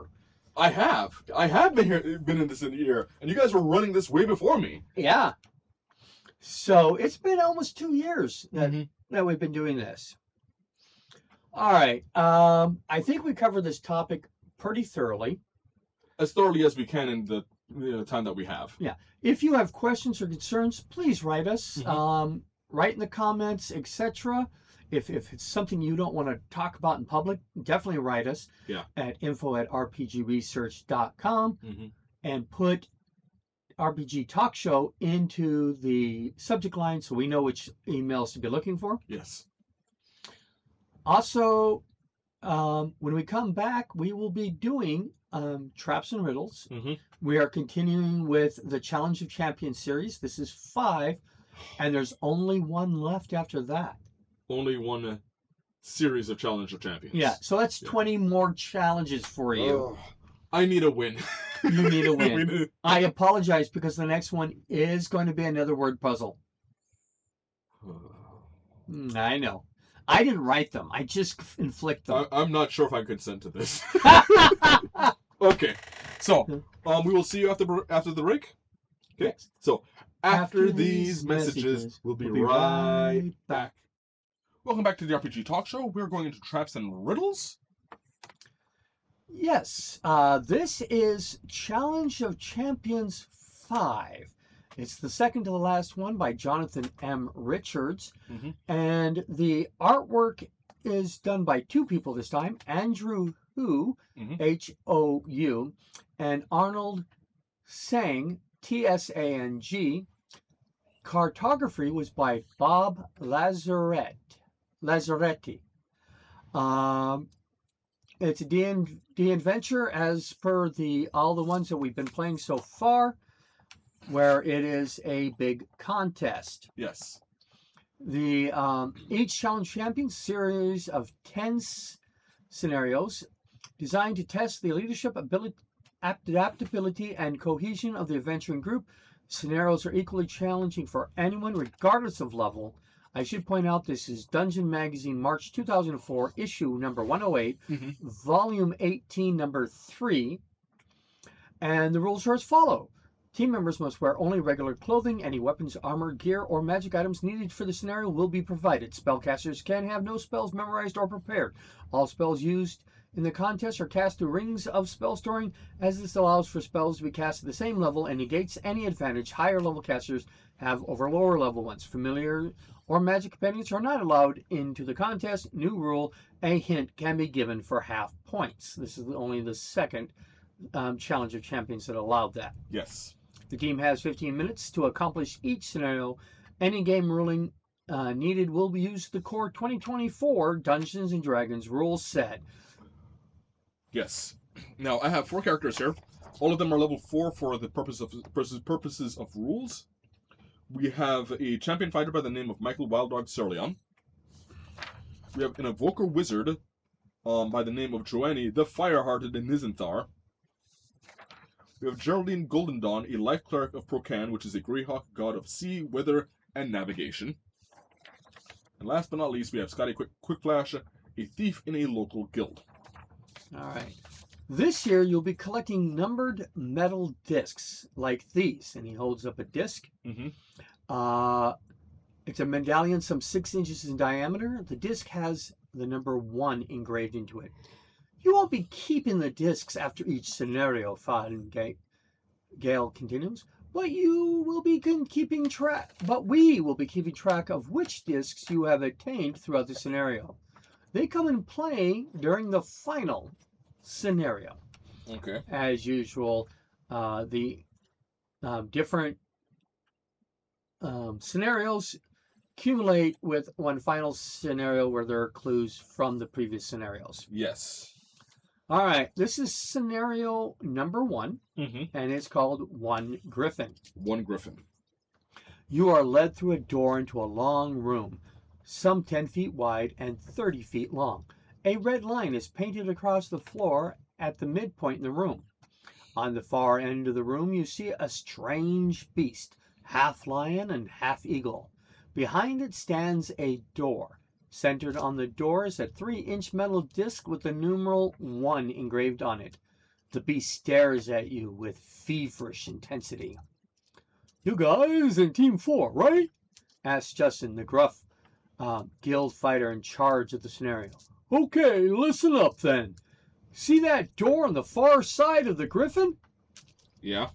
That's your goal. All you gotta do is get past the griffin and through the door within the next 15 minutes. Oh, and grab that middle disc with the 1 on it while you're at it.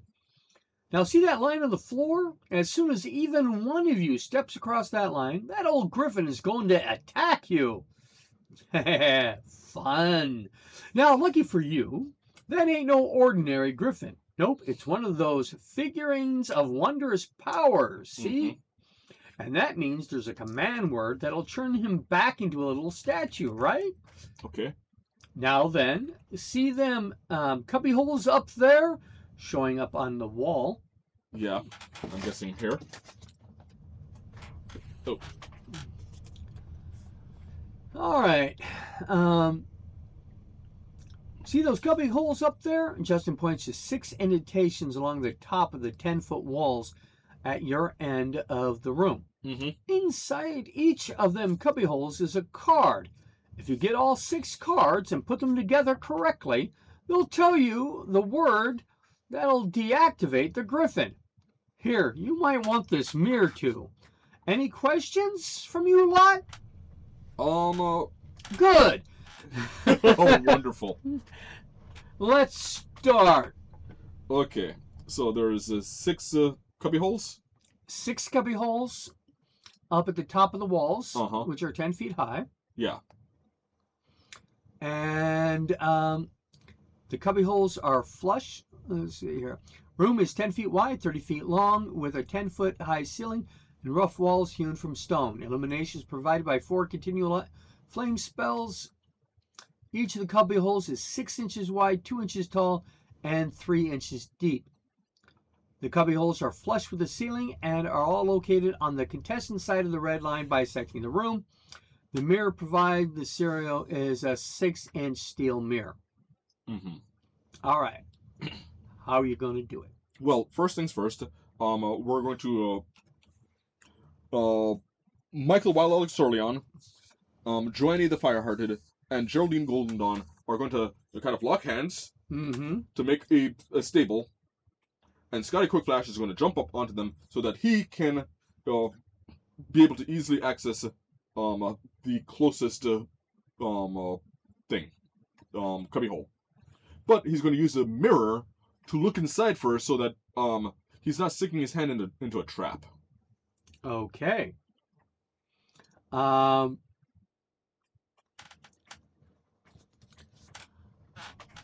So, after you do that, with the 6, normally there would be climb checks, but your stack allows you to avoid the climb check.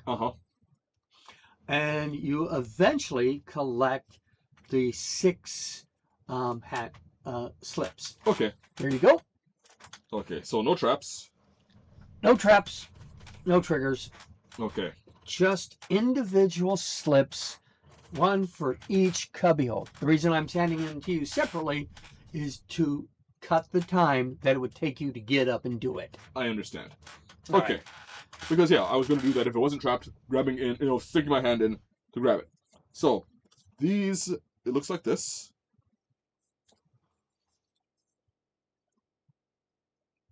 I'm trying to put them down. I could see how words could be formed from these. Ooh.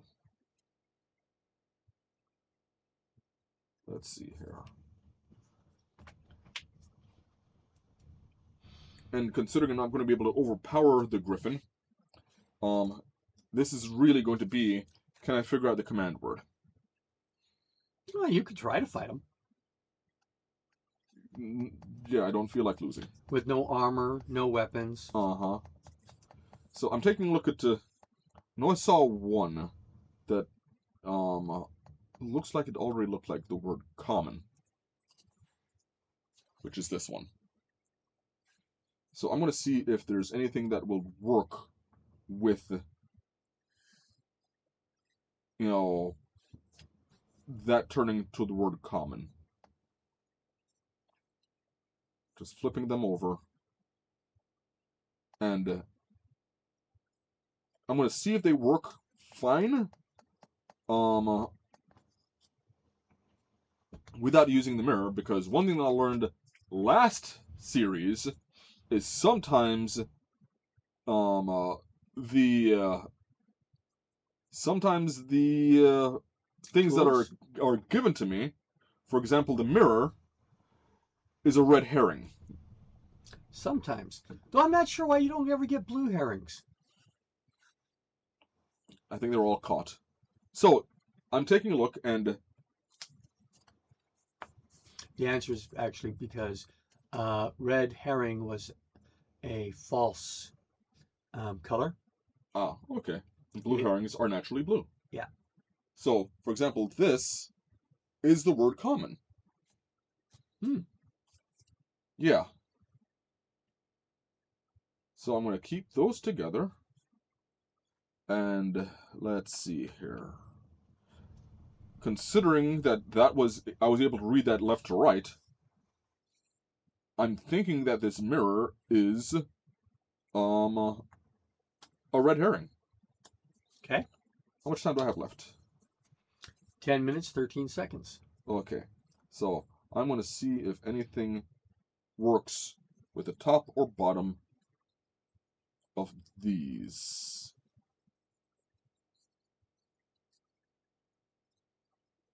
Just trying to keep common together. See if I can come up with any other words.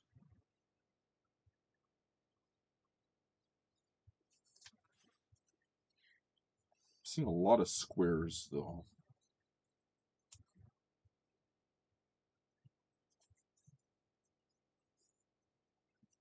Nothing's jumping out at me right now. Let's see here.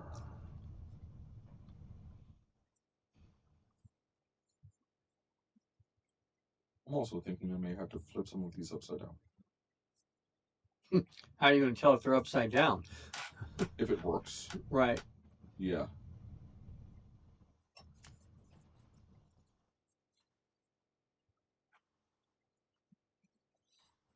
Common.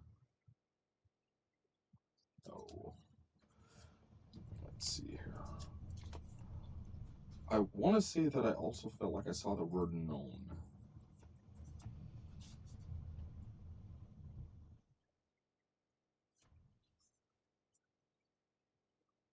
But until I actually see it, I'm not going to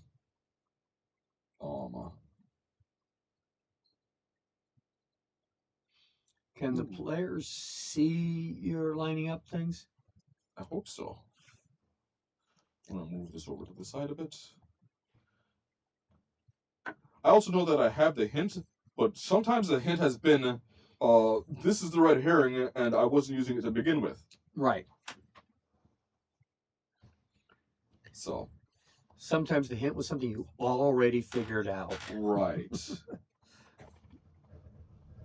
So if I don't need it, I'm not going to assume I need the hint.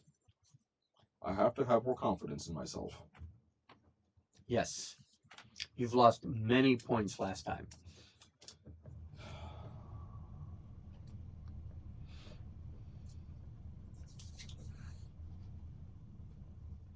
The hint is you lose half your points. That's all. Yeah, sometimes that's how it showed up.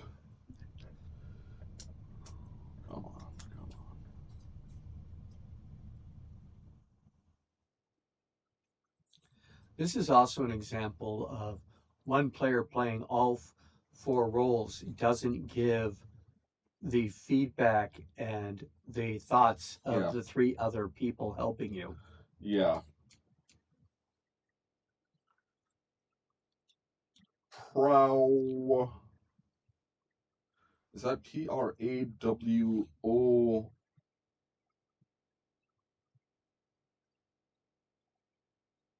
Huh.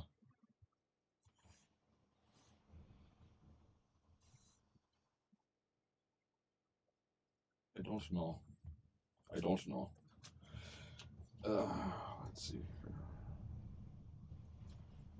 I'll give you a 5-minute warning when it's irrelevant. Thank you. I appreciate that.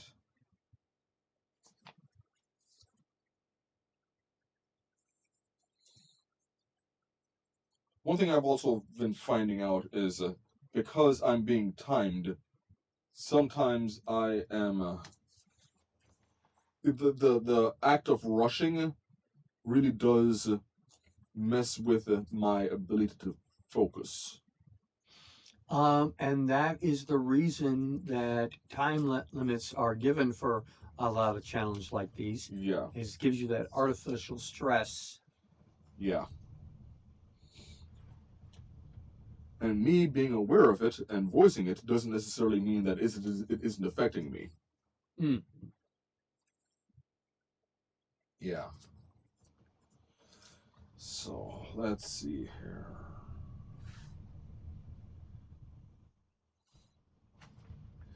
Where are you? Like, I'm not too. I am not entirely convinced that these two are the proper combination, but I feel common is.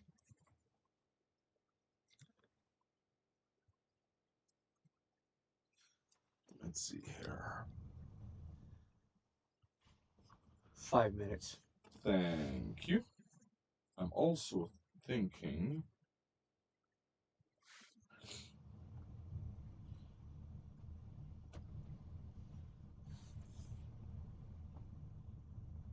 Common.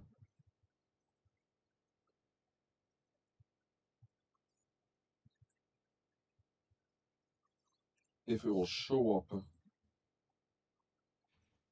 on either side.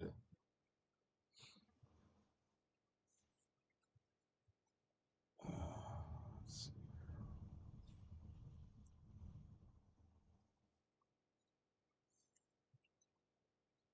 Let's put that back over there.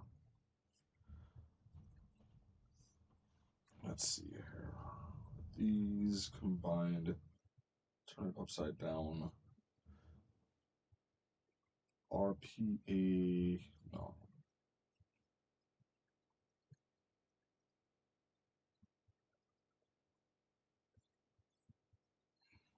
I feel like this one has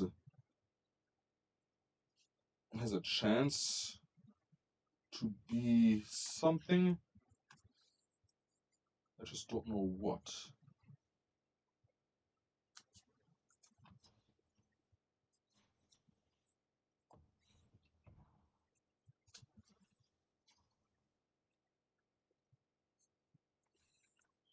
Unless this is the one that's upside down.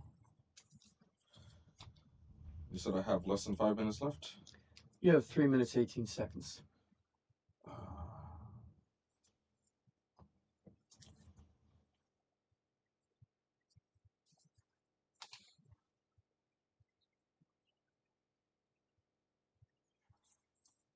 I don't think I'm going to get a win. Would you like the hint? Yeah. The hint is the cards do not necessarily line up evenly. Okay. No.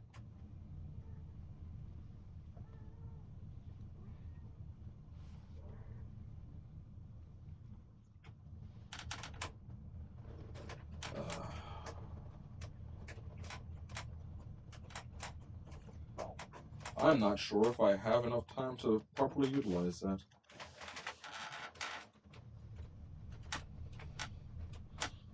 Now I'm a perfect Bond villain.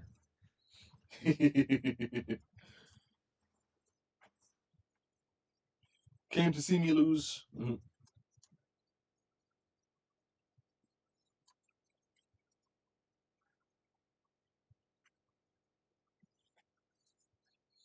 I do believe common is one of the words, though. Just trying to line them across and just slide, see if anything comes up.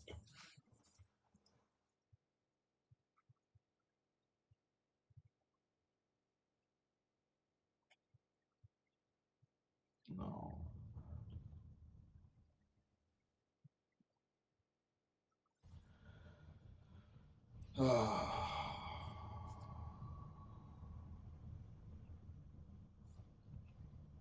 So I may have been onto something by saying that they're next to each other.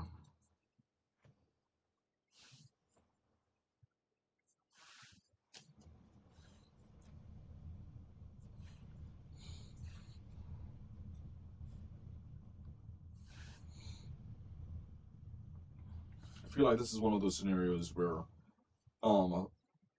if I had a group, it would be faster because then it'd have multiple people, Right.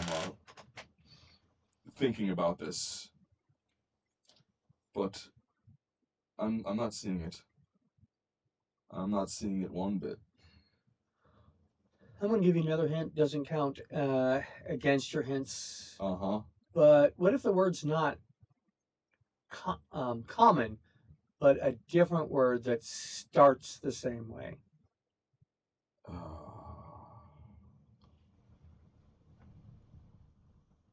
I don't know. Maybe...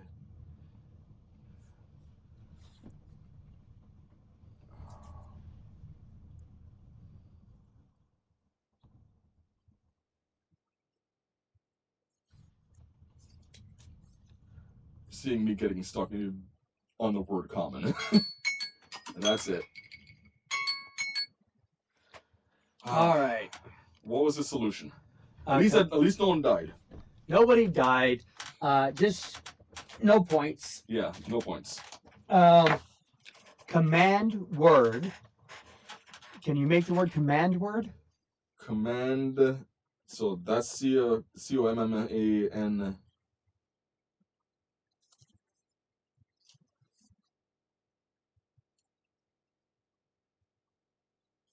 Let's try and find an A. Let's turn this into an A.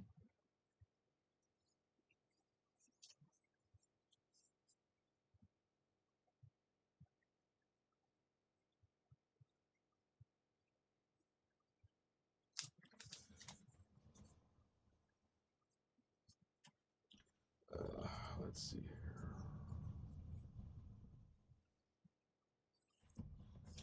Seeing if I can.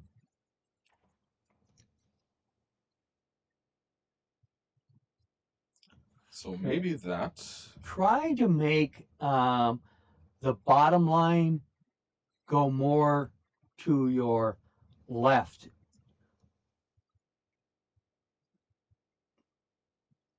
I mean, like over past the C in the command.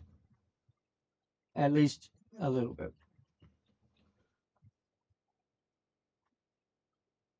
Because this is a C.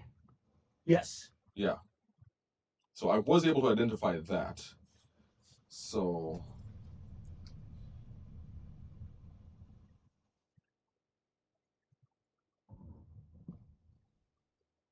Like that? Well, like that, but with the letters actually equaling what you want it to. So, I mean, that's COMMON. Right. But if that's an A, then that needs... Yeah, that's messing it up. Okay, find another piece that fits there. Like that one right there. This one? Yep. Try putting that over there and sliding it. Mm-hmm. What do you got? The beginning of command. Okay. So then I need to find the N.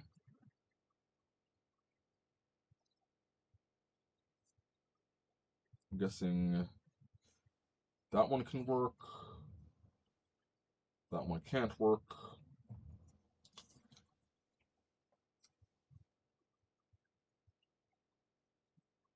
I think it's going to be this one because she said it's command. So that's a D, and that's the beginning of a word. So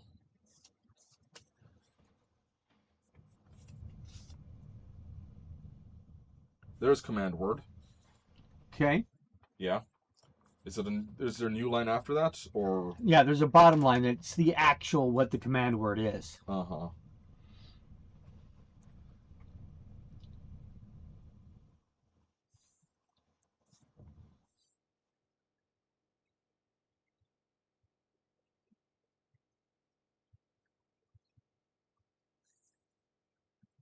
Remember, it doesn't have to line up with the one above it. Yeah.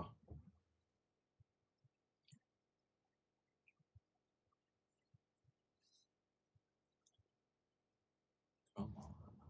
Command word.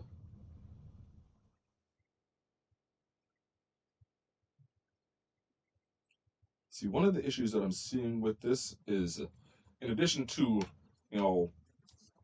top or bottom, upside down, left, upside down or right side up, but now I have to figure out, left and right as well, across a bunch of permutations.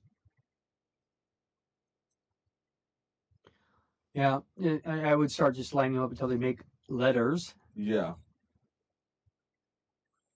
I'm assuming this one goes here.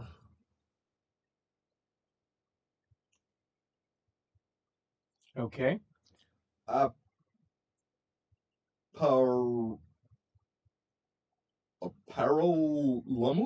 Yes. and then they came They up throw with in a nonsense word. nonsense word. Yep. That was a challenge within a challenge. I was asking for a win. Didn't have any to give. Okay. I promise you the next one is not a word challenge. Oh, jeez. Geraldine Golden Dawn is going to go up to the Griffin and pet it after the thing is ended. And it lets her. Okay. Jeez. Can't catch a break. I didn't even get to roll dice. Nope. Oh, jeez. If you want, I can make you do the climb checks. Uh-huh. Alrighty then. Okay. So our next thing we're going to be doing is unboxing. And hopefully this gives you a little bit more joy. A little bit. Okay, so give us a break while we clear this up, and we'll go into unboxing. Welcome back to the RPG Talk Show. We are going into unboxing, and I need some joy in my life. That was slightly rough. Yeah.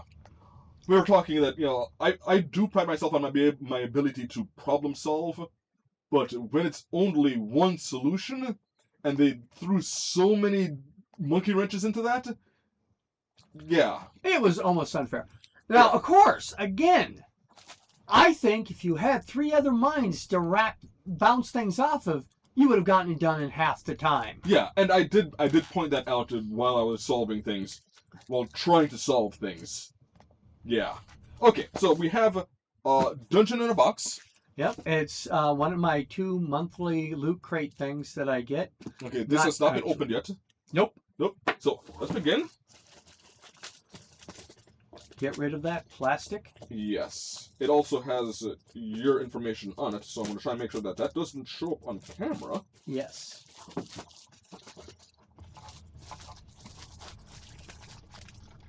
The only people I want to have my address already do. Yes. Okay. So, Dungeon in a Box by wondrousOneShots.com. Well, actually, Wondrous One Shot, Dungeon in the Box is the company. Yes. Wondrous One Shots is one of the products. They have Dungeon in a Box, Wondrous One Shots, Digital Dungeon, which is also, you have a physical version of that. Okay. Which is called GM Toolkits. Okay. and they focus on a single type of creature, Mm-hmm. like cryptids. Okay. So we. Ooh. I know this is a paper and this is for the cats, but there's something heavy in here. Oh, good. What kind of special holiday treat are we getting? Bottom toast? I wonder, are The those recipe cards, or is bottom toast a reference to what we just talked about in the last segment? bottom toast. Okay. I'm confused. Well, and it's obviously A bunch of a cards. illustration of toast. Yeah. Oh, I know. You know? I figured it out. Okay. You want me to tell you the guess, or you want to wait for you to figure it out? Let me open this up.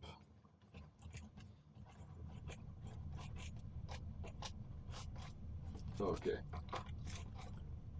Ooh, that's unfortunate. I think you're Unless supposed that's to remove those. Yeah, you're supposed to remove those on all of them anyways. okay. So I'll go ahead and remove that. So we've got bottom toast, more bottom toast,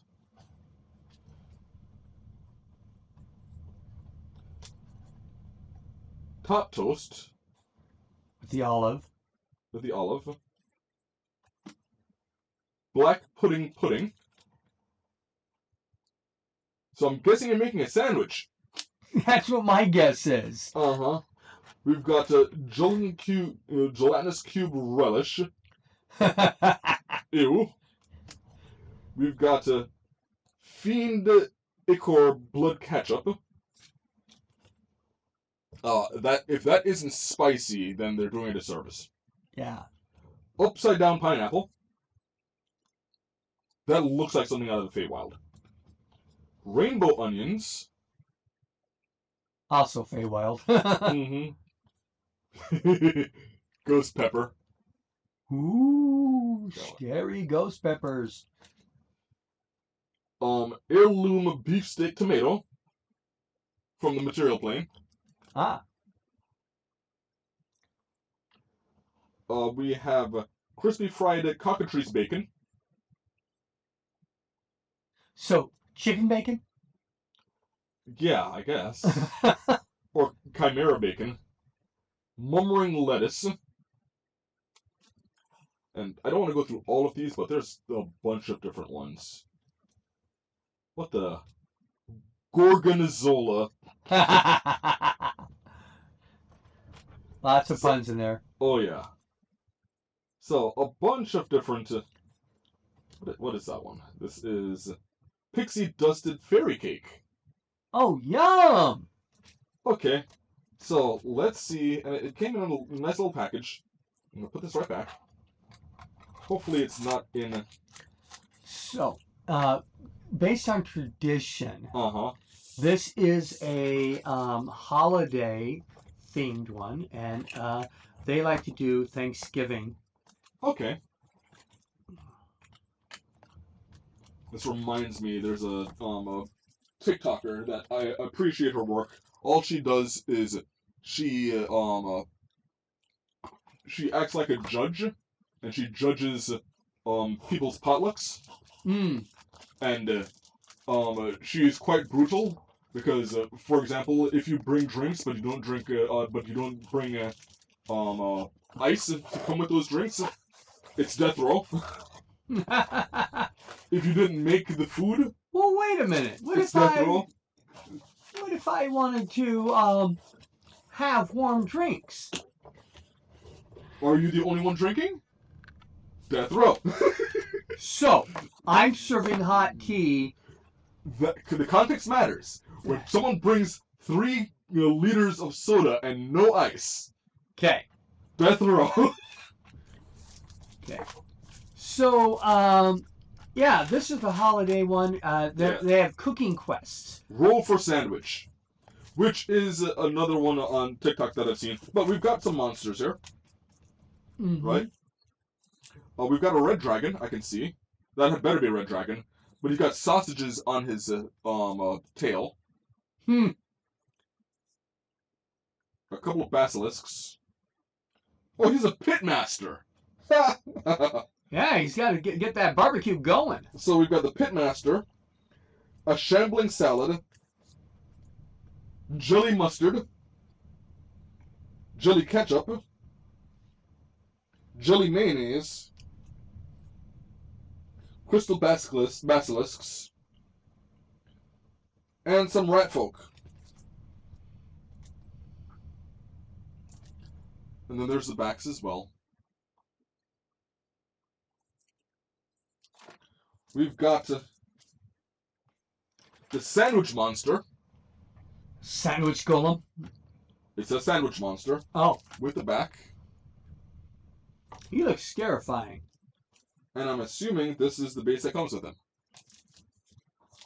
Mm-hmm. So. And I suspect that let me get this out of. Yeah, who's the knight with the butter spreader there? So, I am familiar enough with art that this does not look like some arbitrary rendition of a character. I think that's someone specific. Like the author? Maybe. So, this is Cooking Quest Roll for Sandwich by Dungeon in a Box.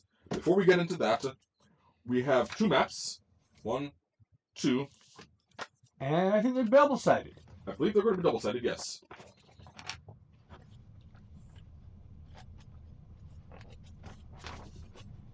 Oh! Quadruple-sided? Yeah, so we've got some type of farm area. This is a beautiful crystal area. This.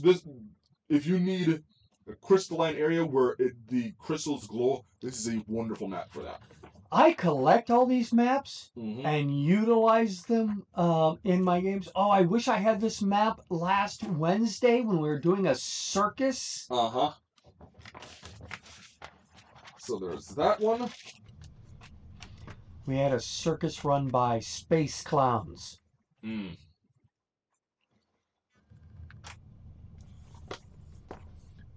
And this area, oh, I was about to make a joke that it looks like it's a good area to grill something.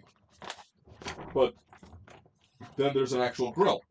Yeah, it's well, remember, the pitmaster was a dragon. Yes. And then we've got 2 maps. You've got some type of docks and some type of catacombs.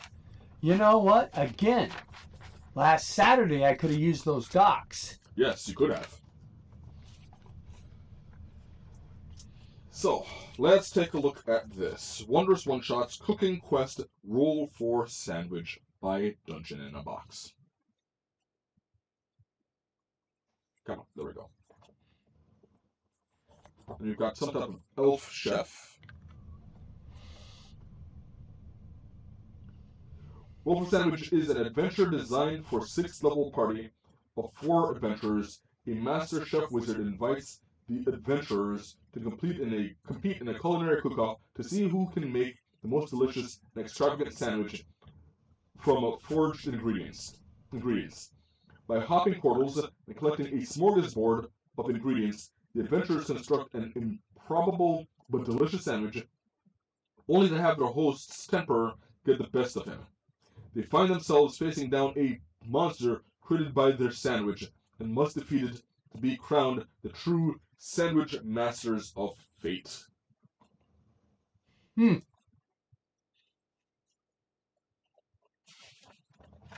Okay, and we've got some sandwich ingredients. So looks like you roll for the ingredients table, a d6 for your mains, a d6 for your cheeses, a d6 for roughage and condiments, and wild magic. And the wild magic includes invisible sardines packed in oil, and discharged sugar crystal casing, and the pixie dusted fairy cake. And This is going to be, a favorite amongst all. A Bardic Jig Fig Jam. Rules variation, see page 15 for alternate rules for gathering ingredients and scoring the player's sandwiches. There's a Pitmaster and Ratfolk. The Cheese Pirate Ship. Roughage, the Overgrown Garden. Shambling Salad. Wild Magic Crystalline Cave. That's where the crystalline basilisks are. Amulet of 5 Spices. Ooh, this is a wondrous item. Common. This bronze amulet has a twistable knob on the side that dispenses various cooking herbs and spices when activated. It contains 4 charges. As an action, twist the amulet's knob and speak aloud the name of a spice to spend a charge and dispense a generous amount of the spoken spice. The amulet regains 1d4 expended charges daily at dawn. In the sandwich competition, in this adventure, it can be used once to sprinkle spice onto the player's chef sandwich and an additional 1d4 to the total taste score. Heward's handy spice pouch. Yeah, I think that would work well with that. Yeah, having 2 of them. Really mix it up. Mm-hmm. And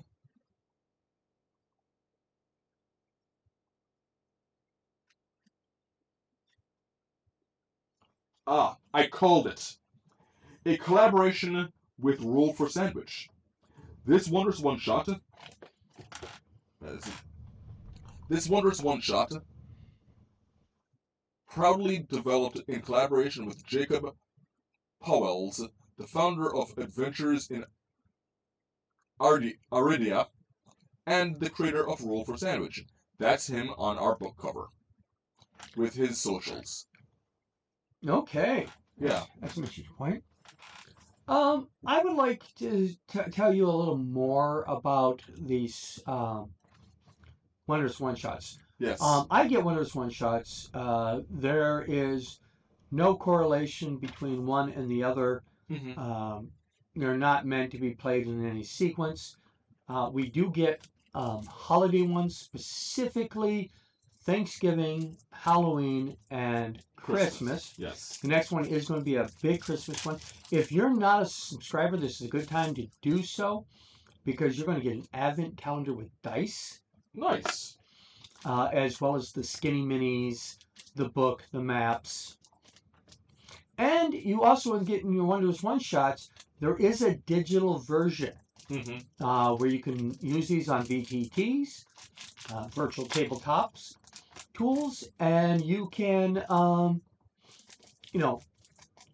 print out the book or the maps if you need to. So there is Wondrous One Shots are one thing, but then there is the 5e campaigns. Yes. And so a current campaign of Dungeon is Secrets of the Green Wool. And it's normally $55.95 for the first one. Mm-hmm. It's joining a year-long campaign, but you're going to get the first box for $15.49. Oh, so we've got a Black Friday sale? Yep, it sounds like it. 50% off your first month. That's more than 50% off, I think. Mm-hmm. Because we have to be up in the 20s. But anyways, $15.49. You're going to get a $25 dice with the floating shimmers inside of it. Okay. 33 millimeter jumbo liquid core die 20, a 20-page adventuring book, custom acrylic 2D miniatures, beautiful battle maps, reversible terrain tiles or other maps, and there's a legacy and a digital dungeon. Now, legacy system is you have a little tiny envelope. And when you open the envelope, you open one or the other depending on how the story went. Mm-hmm. So,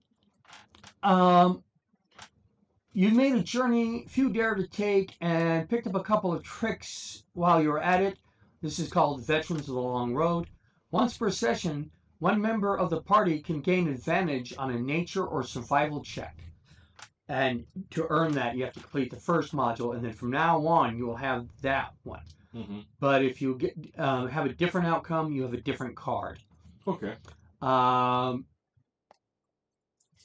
There's the digital tokens. There are handouts, bonus digital handouts, lore and handouts. There's a soundtrack with MP3s. Ooh. With things like caravan apparel, campfire, and forests.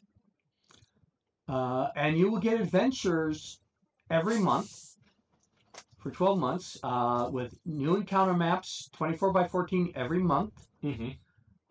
Plus, in the first one, you get the world map, which is massive.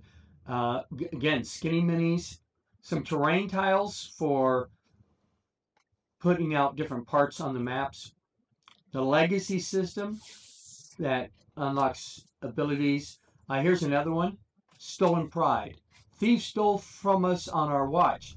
We won't let that happen again. Once per session, one member of the party can gain advantage on a roll directly related to stopping a thief. Okay. And this is one of the things. Now, the previous one wasn't this dungeon world. It was the Voyage of the Fallen Star, Mm-hmm. which was pirates. Yar. And if you come and get it this month, you can get a custom GM screen. It'll be, your first box will be $19.98, and then the monthly boxes of that will be like $39 or $40 a month. Mm-hmm. You will have some 3D miniatures and not just the skinny minis. Okay. There's 13 boxes in total. You can get them all for $389 instead of the $499 that it normally is.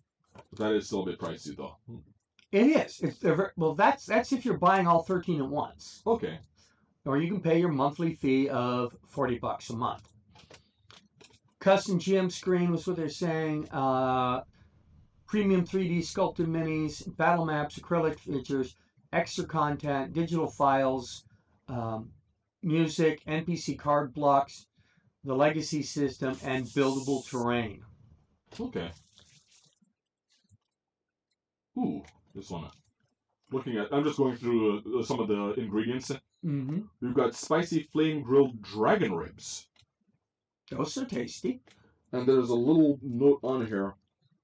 If next to a spicy ingredient, choose the highest 2d6 roll. Otherwise, choose the lowest 2d6. Mm. So it looks like there's some type of interaction between these. I would absolutely love to actually incorporate this into, like, cooking. I don't know if these would actually, if you can incorporate these ingredients and have them have real-world effects. Oh, well, in-game effects. Right. Other than just flavor. Like, you could breathe fire for one round. Right. So, you want to talk about next week's box? Next month's box? What is next month's box? It's going to be a Christmas special. Okay. This Christmas Eve, chaos reigns in the North Pole. The fiendish Krampus has launched a surprise assault on Santa's workshop, shattering his ancient bindings and stealing the naughty and nice list. Now with a legion of corrupt holiday creatures at his command, Krampus seeks to claim the mantle of the Lord of Christmas and twist the season to one of punishment and fear. And you are going to steal Rudolph's. You're going to steal. The party must save Christmas by borrowing Santa's reindeer and taking over his gift route. Fly across the realms, delivering presents, keeping monsters at bay, and restoring holiday cheer. Mhm. Earn nice points for matching to the right children protecting Santa's sleigh, or naughty points for waking families and letting the sleigh take damage. When the night ends, your total score will determine what reward Santa leaves you beneath the tree come Christmas. And this is going to come with the adventure, of course, Mhm. battle maps, a bunch of skinny minis, including Santa's sleigh, and there's a 12 dice of Christmas advent calendar. Ooh. Now, this is like new subscriber stuff, but and that sale ends November 30th. My only question is, how do I get the? I'm pretty sure I'm going to get everything, but I don't know if I'm going to get the 12 dice of Christmas, which is literally 12 dice, and you're going to get one set plus a bunch of extra die 20s. Okay. Now, and this is just me. I have my feelings about the Krampus. I feel like the Krampus shouldn't inherently be a villain. He is the villain in this story. Yeah, but I feel like the Krampus and Santa Claus, Saint Nick, are two sides of the same coin. One story I saw, they were actually brothers.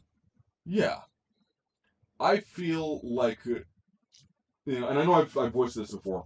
I feel like they should work together. But Santa Claus is more wholesome. Well, you're saying work together is the same way Saint Nick and Black Pete work together. Is that how Black Pete works? Yeah, he's the one who carries the coal. Then yeah, I would say that the Krampus is is what he is, but his name is Black Pete. You can do that. Yeah. This is your story, as Yeah. to say. But I also feel like Are you making a sandwich? no, I'm just going through them. Oh, just showing all the Yeah, neat I'm stuff. showing all of them. And there's actually a movie that I love that I feel like they did a very good interpretation of the various holidays, and that is what is it? Nightmare Before Christmas? The Guardians. Oh, yes, the Guardians. One, I love Russian Santa, Yep. but And the Tooth Fairy. oh, the Tooth Fairy was wonderful, but Sandman was king. Yeah. But I feel like they did that was a good villain where it wasn't we're anti-Christmas. It was the Boogeyman. And the Boogeyman wanted to instill fear in everyone. It was consistent with what he does. Right. Yeah. I feel like the Krampus would have worked with the Santa Claus there. Top toast. I really hope that these can be reused. Of course they can. For for something other than the one shot. I think you could make it an in-game prop for any story. Yeah. Where you put in cooking. Because these just look fun because like you got bottom toast. You got bottom toast. And top toast. Mm-hmm. And their safe word is mustard. No. No, safe word is Dijon. No. That's the caution? No. The safe word is Vegemite because no one should be eating Vegemite. I don't know. Maybe their safe words are the green is relish, mustard is yellow, and ketchup is stop right there. Don't put ketchup on my sandwich. Especially if it's a shawarma. Yeah. Exactly. I am clinically and chronically online. All right, that sounds like a problem. It isn't negatively affecting my life yet. Yeah. Well, I remember, all the rulings. You should only have 2 hours of screen time a day. Excuse me, my full-time job is screen time. Yeah. There we go. I'm getting 8 hours a day of screen time. 8 hours? No, you're not. You're getting more than that, because if you're doing 8 hours, then all you're doing is your job, and when you come home, you're not on the screen anymore. Yeah, well, that's what I was going to finish saying was, and that's just work. Yeah. Yeah. So, this has been the RPG Talk Show.